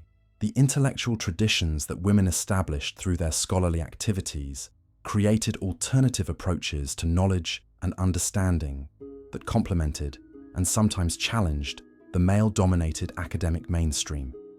Their emphasis on practical knowledge, empirical investigation, and holistic thinking influenced European intellectual development in ways that formal educational institutions were slow to recognize. The artistic traditions that women created through their cultural activities established aesthetic approaches and expressive techniques that enriched European artistic development. Their innovations in various artistic media provided models and inspiration for later generations of artists who built on their creative achievements. The philosophical traditions that women developed through their reflective activities on the challenges and opportunities of medieval life created new approaches to understanding human experience and social organization. Their insights into the relationships between individual development and social welfare influenced European philosophical development in ways that are only beginning to be recognized. But perhaps most importantly, the cultural synthesis that medieval women achieved through their various activities demonstrated that human creativity and insight could flourish even under conditions of systematic constraint and limitation. Their success in creating meaningful cultural works despite restricted opportunities provided evidence of human potential that continues to inspire creative individuals facing their own challenges and limitations. The international impact of medieval women's achievements extended far beyond European boundaries and influenced global historical development in ways that traditional historical narratives have completely overlooked. Their commercial networks, diplomatic relationships, and cultural exchanges created connections between European and non-European civilizations that facilitated the exchange of knowledge, technology, and cultural innovations across vast geographical distances. The trading relationships that European women established with merchants and producers in Asia, Africa, and the Middle East created economic connections that supported technological and cultural diffusion between civilizations. Their commercial activities provided channels for the transmission of mathematical knowledge, scientific techniques, and artistic innovations that enriched all participating cultures. The diplomatic relationships that European women maintained with political and cultural leaders in other civilizations created unofficial channels for international communication and negotiation that complemented and sometimes superseded formal diplomatic activities. Their cultural diplomacy helped prevent conflicts and facilitated peaceful resolution of international disputes. The educational relationships that European women established with scholars and teachers in other civilizations created opportunities for intellectual exchange that advanced human knowledge across cultural boundaries. Their participation in international scholarly networks helped preserve and transmit knowledge during periods when formal educational institutions were disrupted by warfare and political instability. But their international influence went beyond simple cultural exchange and diplomatic facilitation. European medieval women were active participants in global historical processes who helped shape the development of international relationships and cross-cultural understanding in ways that had lasting impact on world historical development. The technological innovations that resulted from their international connections advanced human knowledge and capability in ways that benefited all participating civilizations. The agricultural techniques, manufacturing processes, and medical knowledge that they helped transmit across cultural boundaries improved living conditions and economic opportunities for populations across multiple continents. The cultural synthesis that they achieved through their international activities created new forms of artistic expression and intellectual understanding that enriched human cultural heritage. Their success in combining elements from different cultural traditions demonstrated the creative potential of cross-cultural exchange and collaboration.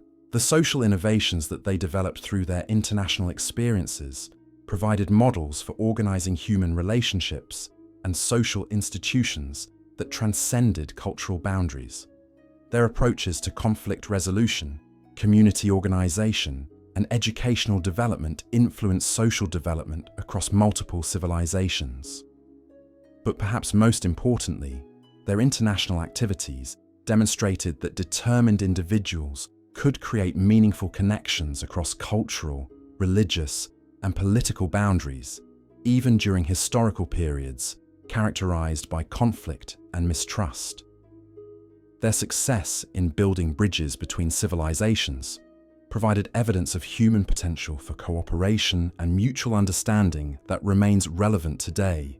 The methodological innovations that modern historians are developing to recover and understand medieval women's contributions represent a fundamental shift in how historical research is conducted and how historical knowledge is constructed. The traditional approaches that focused primarily on formal institutional records and male-dominated political narratives are being supplemented by new research methods that can identify and interpret evidence of women's activities and influence. The archaeological evidence that is being uncovered through systematic investigation of medieval sites is revealing material evidence of women's economic activities, technological innovations, and cultural contributions that written records either ignored or systematically underreported.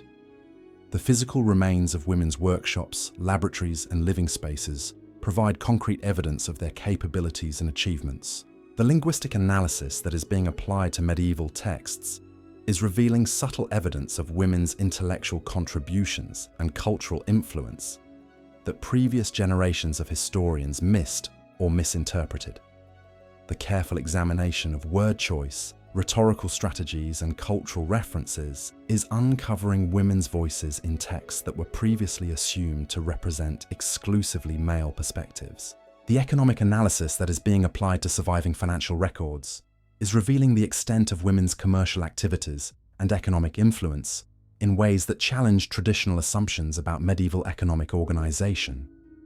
The systematic examination of account books, contracts, and commercial correspondence is documenting women's roles in international trade, industrial production, and financial innovation. The social network analysis that is being used to map relationships between medieval individuals and institutions is revealing the extent of women's informal political influence and cultural authority. The systematic examination of correspondence, family relationships, and institutional connections is documenting how women exercise power and influence through alternative channels that operated parallel to formal political structures. But perhaps most importantly, the interdisciplinary approaches that are being developed to study medieval women's lives are creating new models for historical research that recognizes the complex interactions between individual agency and structural constraints in shaping historical development. These new methodological approaches are providing more complete and accurate understandings of how historical change actually occurs and how different groups of people contribute to social development. The implications of this historical recovery project extend far beyond academic historical knowledge. Understanding the full extent of medieval women's contributions to European development provides contemporary society with new perspectives on human potential and social organization that remain relevant for addressing current challenges and opportunities. The entrepreneurial strategies that medieval women developed for creating economic opportunities despite systematic exclusion from formal business institutions provide models that remain relevant for contemporary entrepreneurs facing discrimination and limited access to resources. Their success in building successful enterprises through innovation, network building, and strategic thinking demonstrates approaches that continue to be effective. The educational innovations that medieval women pioneered for providing learning opportunities outside formal institutional structures provide models that remain relevant for contemporary educational reformers seeking to expand access to knowledge and skills development. Their success in creating effective learning environments through alternative approaches demonstrates the potential for educational innovation. The political strategies that medieval women developed for exercising influence despite exclusion from formal political institutions provide models that remain relevant for contemporary political reformers seeking to create social change through alternative channels. Their success in achieving political influence through network building, cultural leadership, and strategic alliance formation demonstrates approaches that continue to be effective. The environmental management techniques that medieval women developed for sustainable resource use provide models that remain relevant for contemporary environmental challenges. Their success in balancing economic productivity with ecological sustainability demonstrates approaches that address current concerns about environmental degradation and climate change. But perhaps, most importantly, the demonstration that medieval women provided of human potential for creativity, innovation, and social contribution, despite systematic constraint and limitation, provides inspiration and guidance that remains relevant for contemporary individuals and groups facing their own challenges in pursuing human development and social justice. The ongoing research into medieval women's contributions is revealing new evidence almost daily that continues to expand our understanding of their roles and influence. Each new discovery adds another piece to the puzzle of how medieval society actually functioned and how it evolved into the early modern world. The archaeological excavations that are currently being conducted at medieval sites across Europe are uncovering physical evidence of women's activities that confirms and extends the documentary evidence that has already been recovered. The material remains of workshops, laboratories, and living spaces are providing concrete evidence of women's technological capabilities and economic activities. The digital humanities projects that are being developed to analyze large collections of medieval texts are identifying patterns of language use and cultural reference that reveal women's intellectual contributions in ways that traditional textual analysis couldn't detect. The systematic examination of thousands of documents is uncovering subtle evidence of women's participation in intellectual and cultural life. The genetic analysis that is being applied to medieval skeletal remains is providing new evidence about women's health, nutrition, and life experiences that complements and sometimes challenges the documentary evidence about their social status and economic conditions. The scientific examination of physical remains is revealing aspects of medieval women's lives that written records either ignored or misrepresented. The climate and environmental data that is being recovered from medieval sites is providing new context for understanding how women's environmental management activities affected regional ecological development and agricultural productivity. The scientific analysis of environmental change is documenting the long-term impact of women's conservation and restoration activities. But the most exciting aspect of this ongoing research may be the way it is revealing connections between medieval women's activities and later historical developments that have not been previously recognized.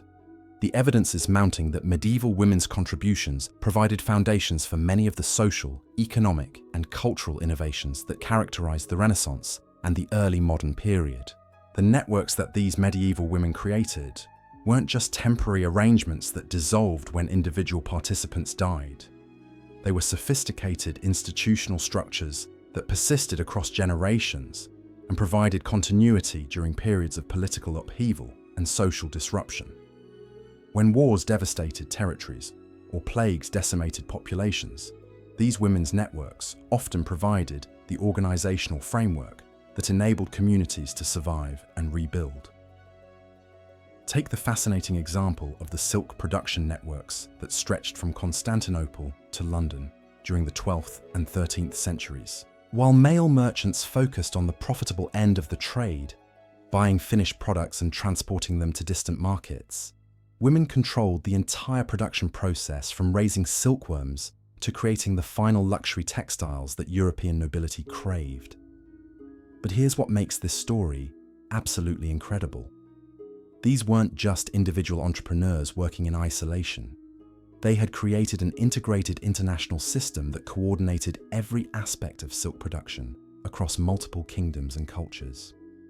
A woman in Sicily who specialized in breeding superior silkworm varieties would share her innovations with colleagues in France and England through correspondence networks that operated more efficiently than most government communication systems. The technical knowledge that flowed through these networks was extraordinary. Women were developing new dyeing techniques that created colors nobody had ever seen before. They were inventing weaving patterns that required mathematical precision to execute properly. They were creating textile finishing processes that made European silk products superior to anything available from Asian producers. The quality control systems that these women established were more rigorous than anything used by male-dominated manufacturing guilds. They developed standardized measurements, created testing procedures for raw materials, and established inspection protocols that ensured consistent product quality across different production locations. Their reputation for excellence became so well established that European silk products bearing their mark commanded premium prices in markets from Cairo to Beijing. But the most remarkable aspect of these silk production networks was how they served as vehicles for transmitting much more than just technical knowledge. The women who managed these operations were essentially running medieval business schools that trained the next generation in advanced management techniques, international finance, and cross-cultural diplomacy. Young women who entered these networks as apprentices didn't just learn how to produce silk. They learned how to analyze market conditions, negotiate with suppliers, manage complex logistics operations, and build relationships with customers across cultural and religious boundaries. They emerged from their training as sophisticated business leaders who could launch their own ventures or take over existing operations. The financial innovations that emerged from these silk networks revolutionized medieval commerce in ways that historians are only beginning to understand. These women pioneered new forms of credit that allowed them to finance production cycles that lasted months or even years. They developed insurance mechanisms that protected against the countless risks involved in international trade. They created partnership structures that allowed them to pool resources while maintaining individual control over their operations. The accounting systems they developed to track these complex financial arrangements were centuries ahead of anything used by male merchants or government treasuries. They created double-entry bookkeeping methods that allowed them to monitor cash flow, calculate profits, and assess the financial health of their operations with mathematical precision that wouldn't become standard practice in male-dominated businesses until the Renaissance. These women understood something that their male counterparts consistently missed. Successful international business required long-term relationship building rather than short-term profit maximization, while men focused on individual transactions and immediate returns. Women invested in developing trust relationships that generated repeat business and referral opportunities over decades. The diplomatic skills that women developed through their international silk trading activities often made them more effective than professional ambassadors at resolving conflicts and facilitating negotiations between hostile kingdoms. Their commercial relationships provided them with information about political developments and economic conditions that government intelligence services couldn't access. Their reputation for honesty and reliability gave them credibility with political leaders who might not trust official diplomatic representatives. The cultural exchange that occurred through these commercial networks had profound implications for European intellectual development. Women silk traders didn't just import luxury goods. They imported ideas, technologies, and cultural practices that transformed European society in fundamental ways. The mathematical knowledge they acquired from Middle Eastern suppliers influenced European computational techniques. The artistic styles they encountered in Byzantine workshops influenced European decorative arts. The philosophical concepts they absorbed through conversations with Islamic scholars influenced European intellectual development. But these cultural exchanges weren't one-directional processes where European women simply absorbed foreign influences. They were active participants in international intellectual dialogue who contributed their own innovations and insights to global knowledge development. European women's contributions to textile technology, business organization, and financial management influenced commercial practices throughout the medieval world.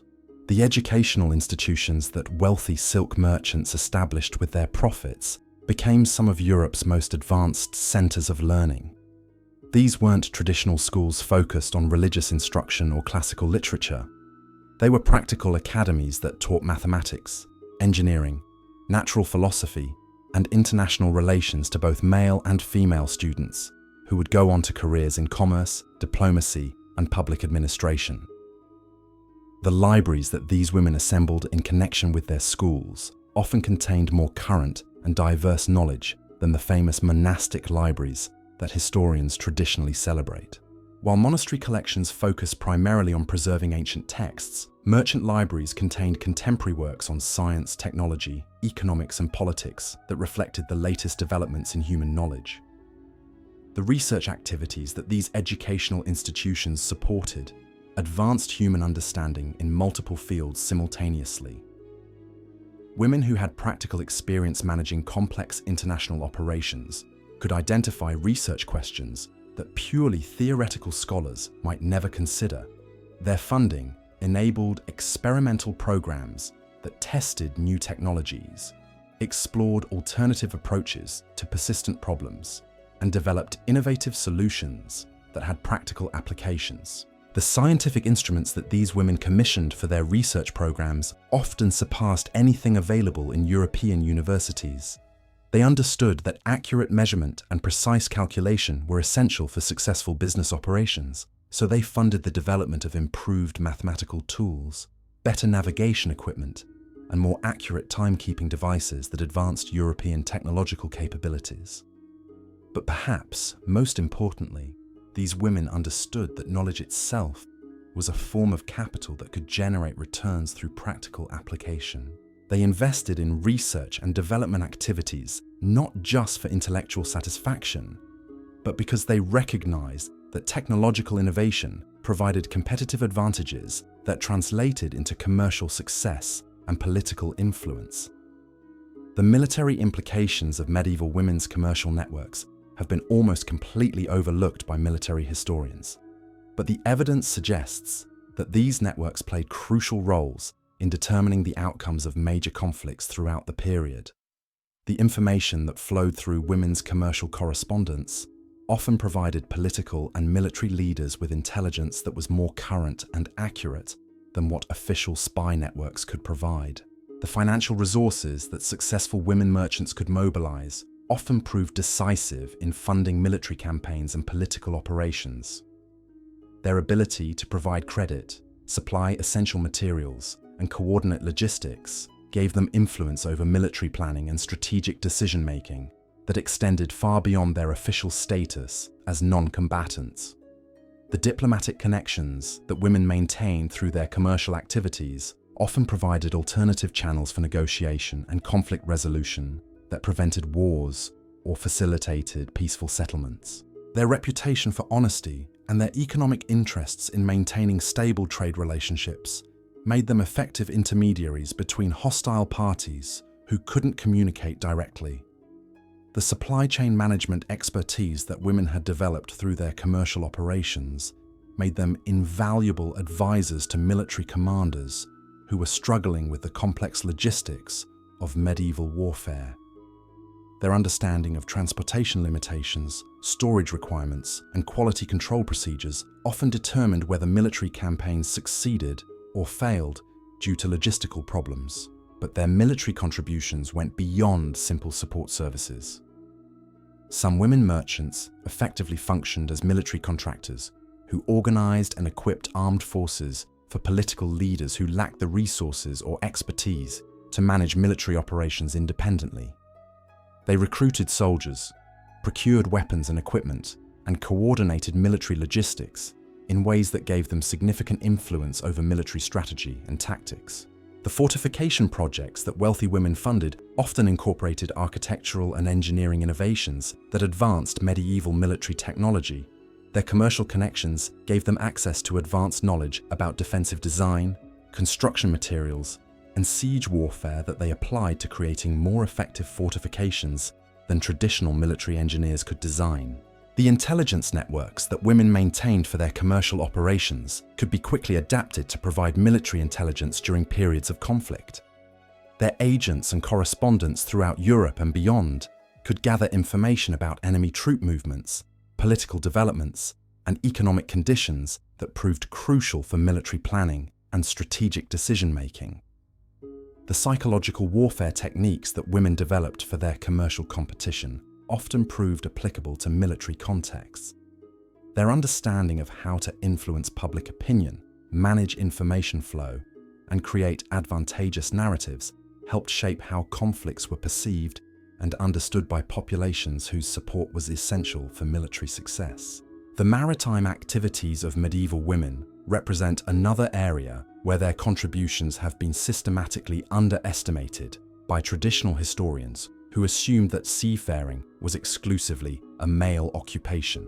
But the evidence reveals that women played crucial roles in medieval maritime commerce, exploration, and naval warfare that shaped European development in profound ways. The ship financing arrangements that women organized made possible many of the maritime expeditions that expanded European knowledge of geography and opened new trade routes. These women weren't passive investors who simply provided money and hoped for returns. They were active participants in expedition planning who used their commercial expertise to assess risks, evaluate opportunities, and make strategic decisions about routes, cargo, and timing. The navigation knowledge that women accumulated through their maritime investments often surpassed what professional sailors possessed. Their commercial correspondence with agents in distant ports provided them with detailed information about wind patterns, current flows, seasonal variations, and harbor conditions that enabled them to plan more efficient and safer voyages than their competitors. The maritime insurance systems that women developed to protect their investments in ocean commerce created new financial instruments that revolutionized international trade. Their approaches to risk assessment, premium calculation, and claims settlement established principles that influenced the development of modern insurance practices. The port facilities that women built and operated became crucial infrastructure that supported European maritime expansion. Their harbors, warehouses, and shipyards provided the logistical foundation that made long-distance ocean commerce economically viable. Their understanding of harbor design, cargo handling, and ship maintenance created operational efficiencies that gave European merchants competitive advantages in international markets. But their maritime activities extended beyond commercial operations into areas of exploration and geographical knowledge that influenced European understanding of the world. Women who financed or participated in maritime expeditions often maintained detailed records of geographical observations, cultural encounters, and natural phenomena that contributed to European knowledge of foreign lands and peoples. The cartographic innovations that resulted from women's maritime activities advanced European geographical knowledge in ways that formal academic geography couldn't match.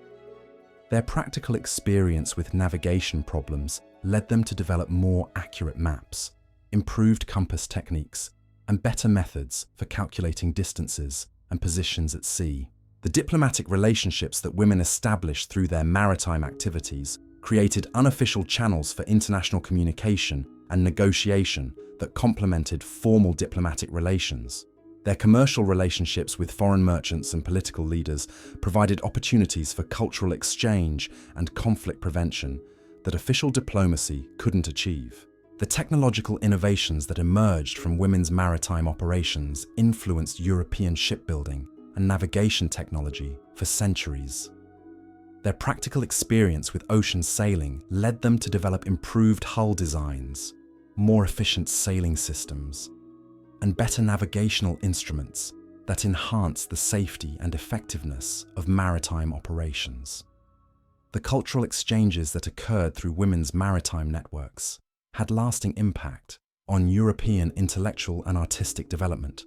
The knowledge, artistic techniques, and cultural practices that they encountered through their maritime activities enriched European civilization in ways that are still visible today.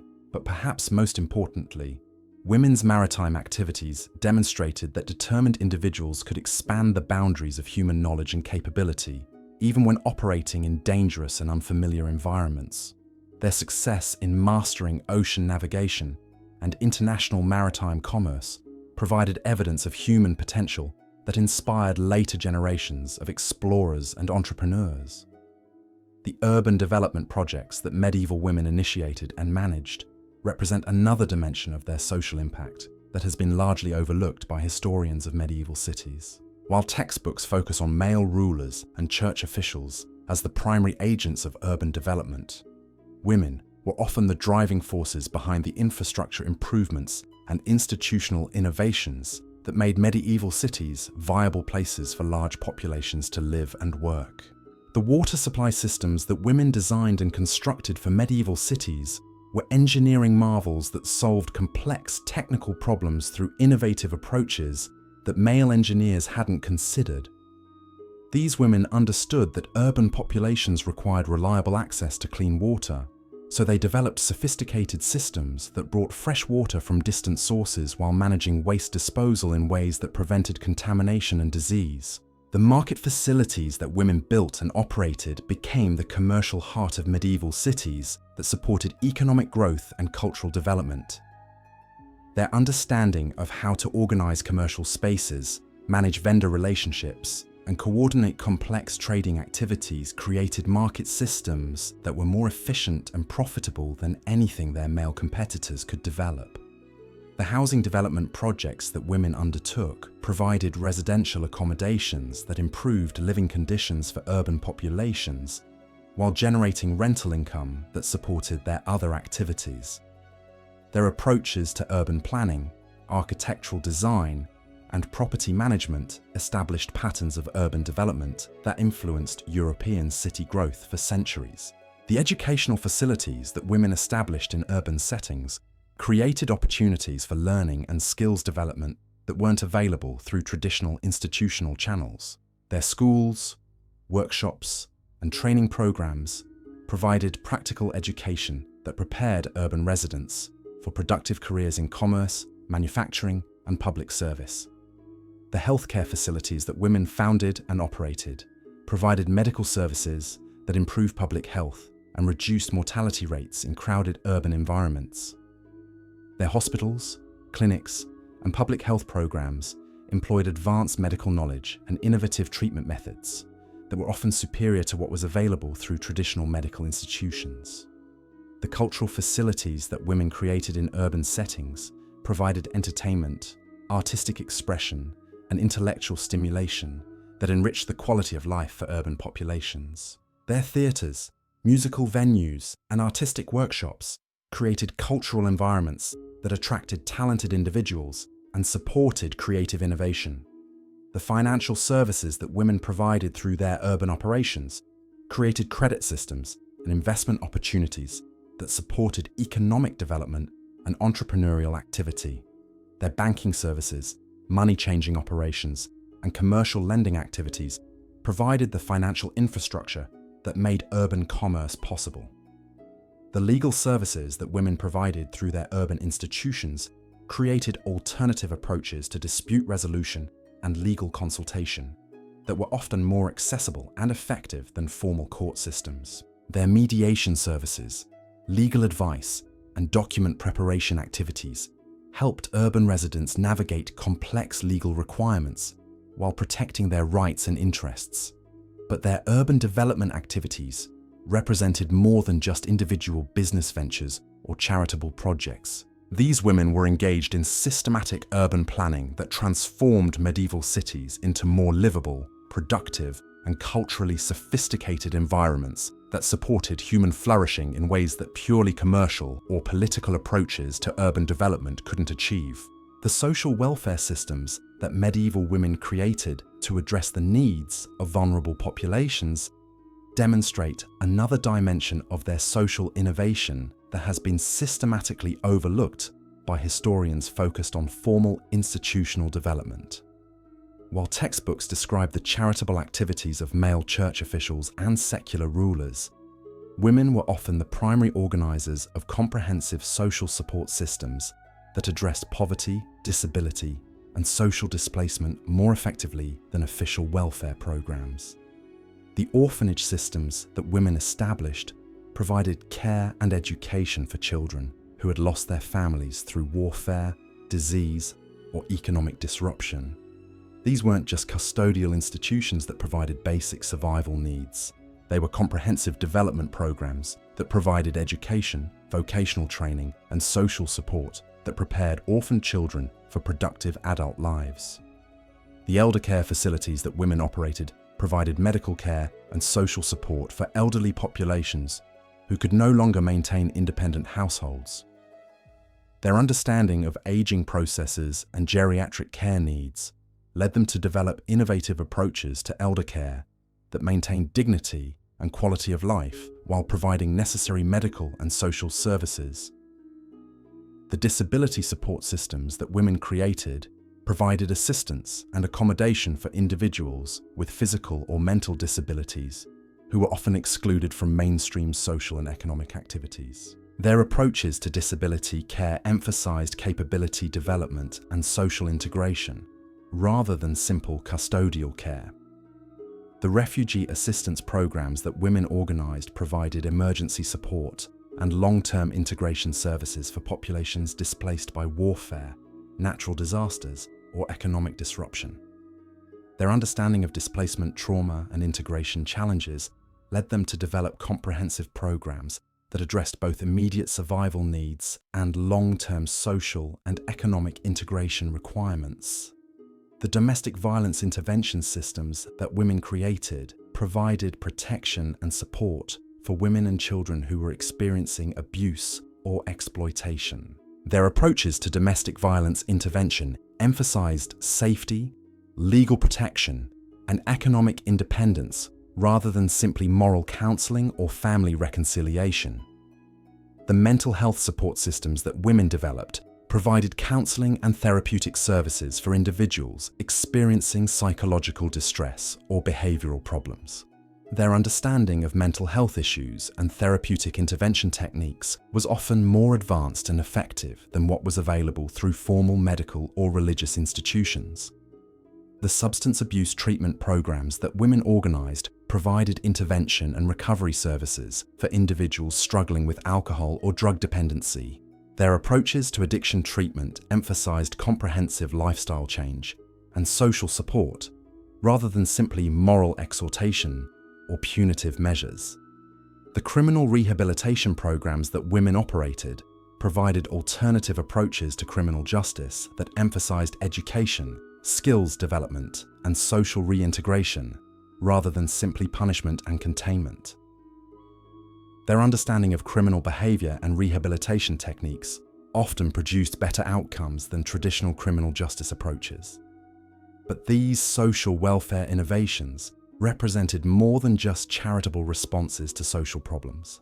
These women were developing systematic approaches to social policy that addressed root causes of social dysfunction while providing comprehensive support services that enabled vulnerable individuals to achieve independence and social integration.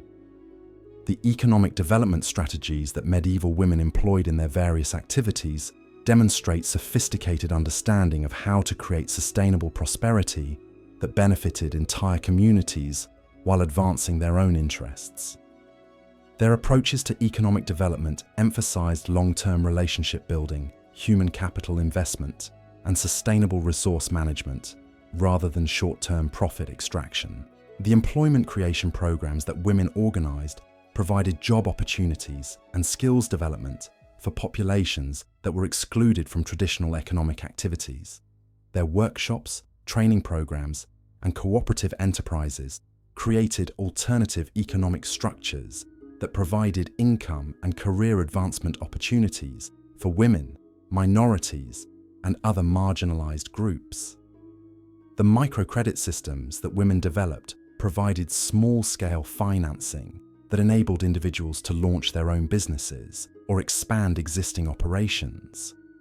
Their understanding of local economic conditions and individual capabilities led them to develop lending practices that supported entrepreneurial activity while maintaining high repayment rates. The cooperative business structures that women created provided alternatives to traditional hierarchical business organization that emphasized shared ownership, democratic decision-making, and equitable profit distribution. Their cooperative enterprises often proved more resilient and sustainable than traditional business structures during periods of economic disruption. The technology transfer programs that women organized facilitated the adoption of improved techniques and equipment that increased productivity and economic opportunities. Their understanding of how to adapt foreign technologies to local conditions and cultural preferences enabled them to introduce innovations that enhanced economic development without disrupting social stability. The market development initiatives that women undertook created new commercial opportunities and expanded access to goods and services that improved quality of life while generating economic activity. Their approaches to market development emphasized consumer needs and community benefit rather than simple profit maximization. The infrastructure investment projects that women funded improved transportation, communication, and production capabilities that supported economic development across entire regions. Their understanding of how infrastructure development creates multiplier effects led them to make strategic investments that generated long-term economic benefits for entire communities. The human capital development programs that women established provided education and training that enhanced individual capabilities while creating skilled workforces that supported economic growth. Their approaches to education and training emphasized practical skills and problem-solving capabilities that prepared individuals for productive careers in changing economic conditions. The quality improvement initiatives that women implemented enhanced the reputation and competitiveness of local products and services in regional and international markets. Their understanding of how quality differentiation creates competitive advantages led them to develop systematic approaches to quality management that increased economic returns while building sustainable market relationships. But their economic development activities represented more than just successful business strategies or effective social programs. These women were engaged in systematic economic planning that created conditions for sustainable prosperity while maintaining social cohesion and environmental balance in ways that purely profit-driven or politically motivated economic development couldn't achieve. The research and development activities that medieval women conducted through their various enterprises advanced human knowledge and technological capability in ways that formal academic institutions couldn't match. Their practical experience with complex problems led them to ask research questions and pursue investigations that theoretical scholars might never consider, while their access to resources enabled them to conduct experiments and gather data that academic researchers couldn't afford. The agricultural research that women conducted through their estate management activities led to innovations in crop cultivation, livestock breeding, and land management that increased food production while maintaining soil fertility and environmental quality. Their systematic experimentation with different varieties, cultivation techniques, and management practices created knowledge that influenced agricultural development throughout Europe. The manufacturing research that women pursued through their production operations led to innovations in materials science, process engineering, and quality control that enhanced product performance while reducing costs and environmental impact. Their systematic investigation of alternative materials, improved techniques, and better equipment created technological advances that influenced industrial development for centuries. The medical research that women conducted through their healthcare activities led to innovations in diagnosis, treatment, and prevention that improved health outcomes while reducing medical costs and patient suffering. Their systematic observation of patient conditions, treatment effectiveness, and disease patterns created medical knowledge that was often more current and accurate than what was available through formal medical education. The engineering research that women pursued through their construction and infrastructure projects led to innovations in structural design, materials science, and project management that enhanced safety and performance while reducing costs and construction time. Their systematic investigation of alternative approaches, improved materials, and better techniques created engineering knowledge that influenced construction practices throughout Europe. The financial research that women conducted through their commercial and investment activities led to innovations in risk assessment, portfolio management, and financial planning that enhanced returns while reducing risk and transaction costs.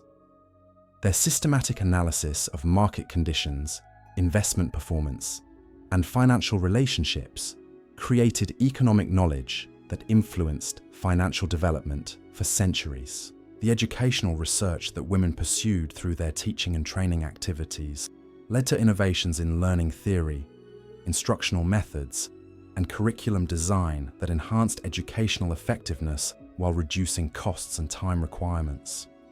Their systematic investigation of how people learn, what motivates students, and how to organize effective instruction created educational knowledge that influenced teaching practices throughout Europe. The social research that women conducted through their community development and welfare activities led to innovations in social organization, conflict resolution, and human development that enhanced social cohesion while reducing conflict and dysfunction. Their systematic observation of social dynamics, intervention effectiveness, and community needs created social knowledge that influenced policy development for centuries. The environmental research that women pursued through their resource management activities led to innovations in conservation, restoration, and sustainable use that maintained environmental quality while supporting economic development. Their systematic investigation of ecological relationships, environmental impacts, and restoration techniques created environmental knowledge that was centuries ahead of formal environmental science. But their research activities represented more than just practical problem-solving or technological innovation. These women were engaged in systematic knowledge creation that advanced human understanding of natural processes, social relationships, and technological possibilities in ways that contributed to the broader development of human civilization. The international influence of medieval European women extended far beyond the commercial and diplomatic networks we've already discussed. Their cultural, intellectual, and technological contributions influenced development in civilizations throughout the medieval world in ways that traditional historical narratives have completely overlooked. These women weren't just passive recipients of foreign influences or simple transmitters of European culture. They were active participants in global cultural exchange who helped shape the development of human civilization on multiple continents. The educational exchanges that European women facilitated with scholars and teachers in other civilizations created opportunities for intellectual collaboration that advanced human knowledge across cultural boundaries. Their language skills, cultural sensitivity, and intellectual curiosity enabled them to serve as bridges between different intellectual traditions in ways that formal diplomatic or religious exchanges couldn't achieve. The artistic collaborations that European women developed with artists and craftspeople in other civilizations created new forms of creative expression that combined elements from different cultural traditions. Their aesthetic sensitivity and technical expertise enabled them to participate as equals in international artistic communities that produced works of lasting beauty and cultural significance. The technological partnerships that European women established with inventors and engineers in other civilizations led to innovations that advanced human capability across multiple fields of knowledge. Their practical experience and problem-solving skills enabled them to contribute meaningfully to international technological development, while adapting foreign innovations to European conditions and needs. The scientific collaborations that European women participated in with researchers and natural philosophers in other civilizations advanced human understanding of natural processes and mathematical relationships. Their empirical approaches and systematic observation techniques complemented the theoretical knowledge that formal scientific institutions were developing. But perhaps most importantly, the personal relationships that European women developed with individuals from other civilizations created human connections that transcended political boundaries and cultural differences. These relationships provided foundations for international understanding and cooperation that helped prevent conflicts and facilitated peaceful resolution of disputes between different civilizations. The evidence continues mounting that medieval women's contributions provided essential foundations for many of the developments that historians traditionally attribute to the Renaissance and the early modern period. Their institutional innovations, technological advances, and cultural achievements created conditions that made later historical developments possible, while providing models and inspiration for subsequent generations of reformers and innovators. The networks they had built continued to operate and evolve long after the medieval period ended, providing continuity and institutional memory that facilitated social and economic development during periods of political disruption and cultural change.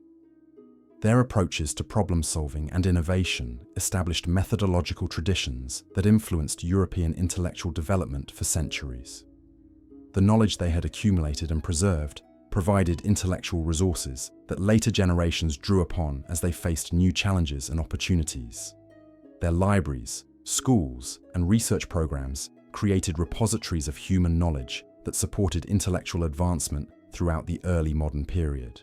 The social institutions they had created provided organizational models that later reformers adapted and refined as they worked to address persistent social problems and expand opportunities for human development. Their approaches to education, healthcare, and social welfare influenced the development of modern social institutions. The economic systems they had developed provided commercial models that later entrepreneurs and policymakers adapted as they worked to create more efficient and equitable economic arrangements. Their innovations in finance, production, and trade influenced the development of modern capitalism while demonstrating alternative approaches to economic organization. But the most profound legacy of medieval women may be their demonstration that determined individuals can create meaningful change even when operating under conditions of systematic constraint and discrimination.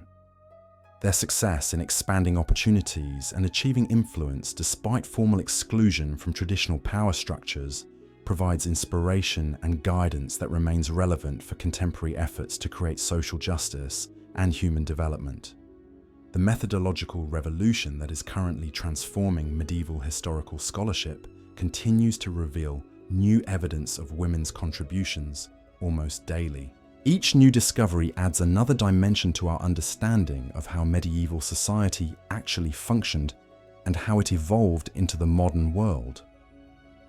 The emerging picture is one of a far more complex and dynamic civilization than traditional narratives suggested, one in which women played absolutely central roles in driving social, economic, and cultural development.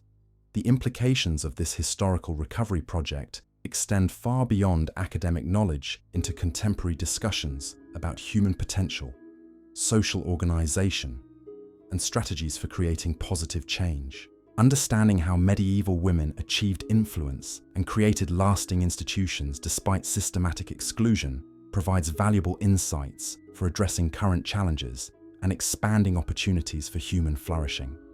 Their story is still being written as new evidence emerges and new analytical techniques reveal previously hidden dimensions of their contributions.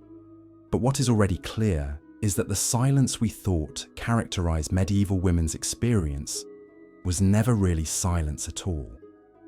It was a different kind of voice, one that spoke through actions rather than proclamations, through networks rather than institutions, through innovation rather than tradition.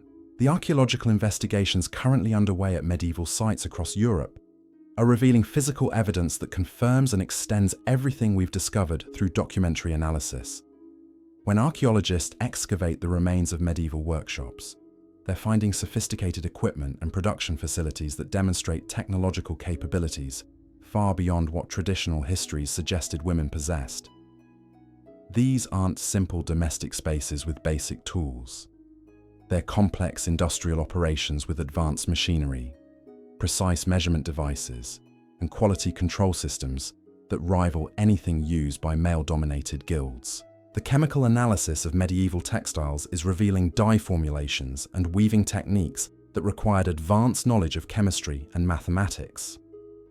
Women weren't just following traditional recipes passed down through generations. They were conducting systematic experiments to develop new colors, testing different chemical combinations, and creating mathematical patterns that required sophisticated understanding of geometric principles and proportional relationships. The examination of medieval medical instruments found in women's graves is uncovering surgical tools and diagnostic equipment that demonstrates medical expertise equivalent to anything available through formal medical training. These women weren't just folk healers using traditional remedies. They were practicing advanced medicine with precision instruments and systematic treatment protocols that were often superior to what male physicians were using in university medical programs. The analysis of medieval construction sites where women supervised building projects is revealing engineering innovations that influenced European architectural development for centuries. The foundation systems, structural supports, and architectural details that these women designed demonstrate understanding of physics and materials science that was centuries ahead of formal engineering education. The digital analysis of thousands of medieval documents is revealing patterns of language use and cultural reference that demonstrate women's participation in intellectual discussions that were supposedly restricted to male scholars.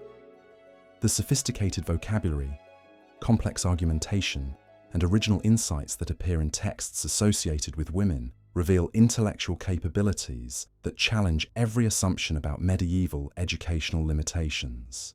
The genetic analysis of medieval populations is providing new evidence about women's health, nutrition, and life experiences that reveals social and economic conditions very different from what traditional sources suggested.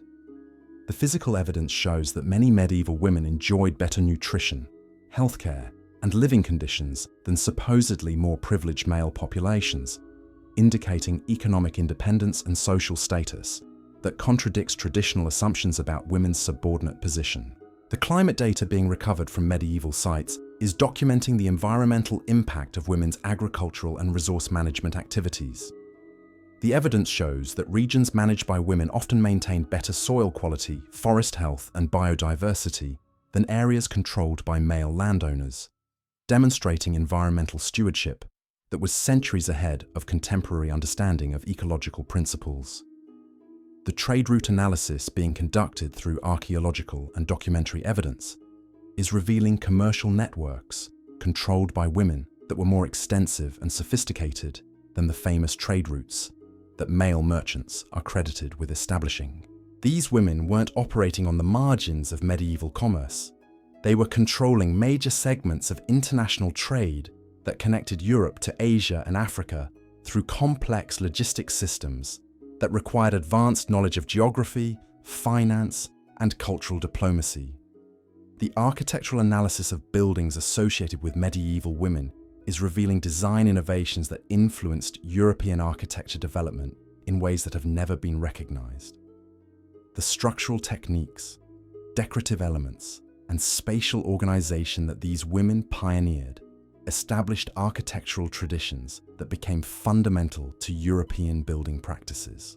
The mathematical analysis of surviving business records from women-operated enterprises is revealing computational techniques and accounting methods that were more sophisticated than anything used by male merchants or government administrators.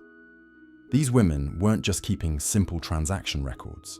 They were conducting complex financial analysis that required advanced mathematical skills and systematic analytical approaches. So there you have it, 500 years of women who refused to be silent, who turned supposed weakness into unstoppable strength, who built empires from the shadows and changed the world while history looked the other way. These weren't victims waiting for rescue. They were the architects of our modern world, hiding in plain sight for 1,000 years. Their legacy lives on in every woman who refuses to accept limitations, who builds networks instead of walls, who understands that true power comes not from titles or recognition, but from making yourself absolutely indispensable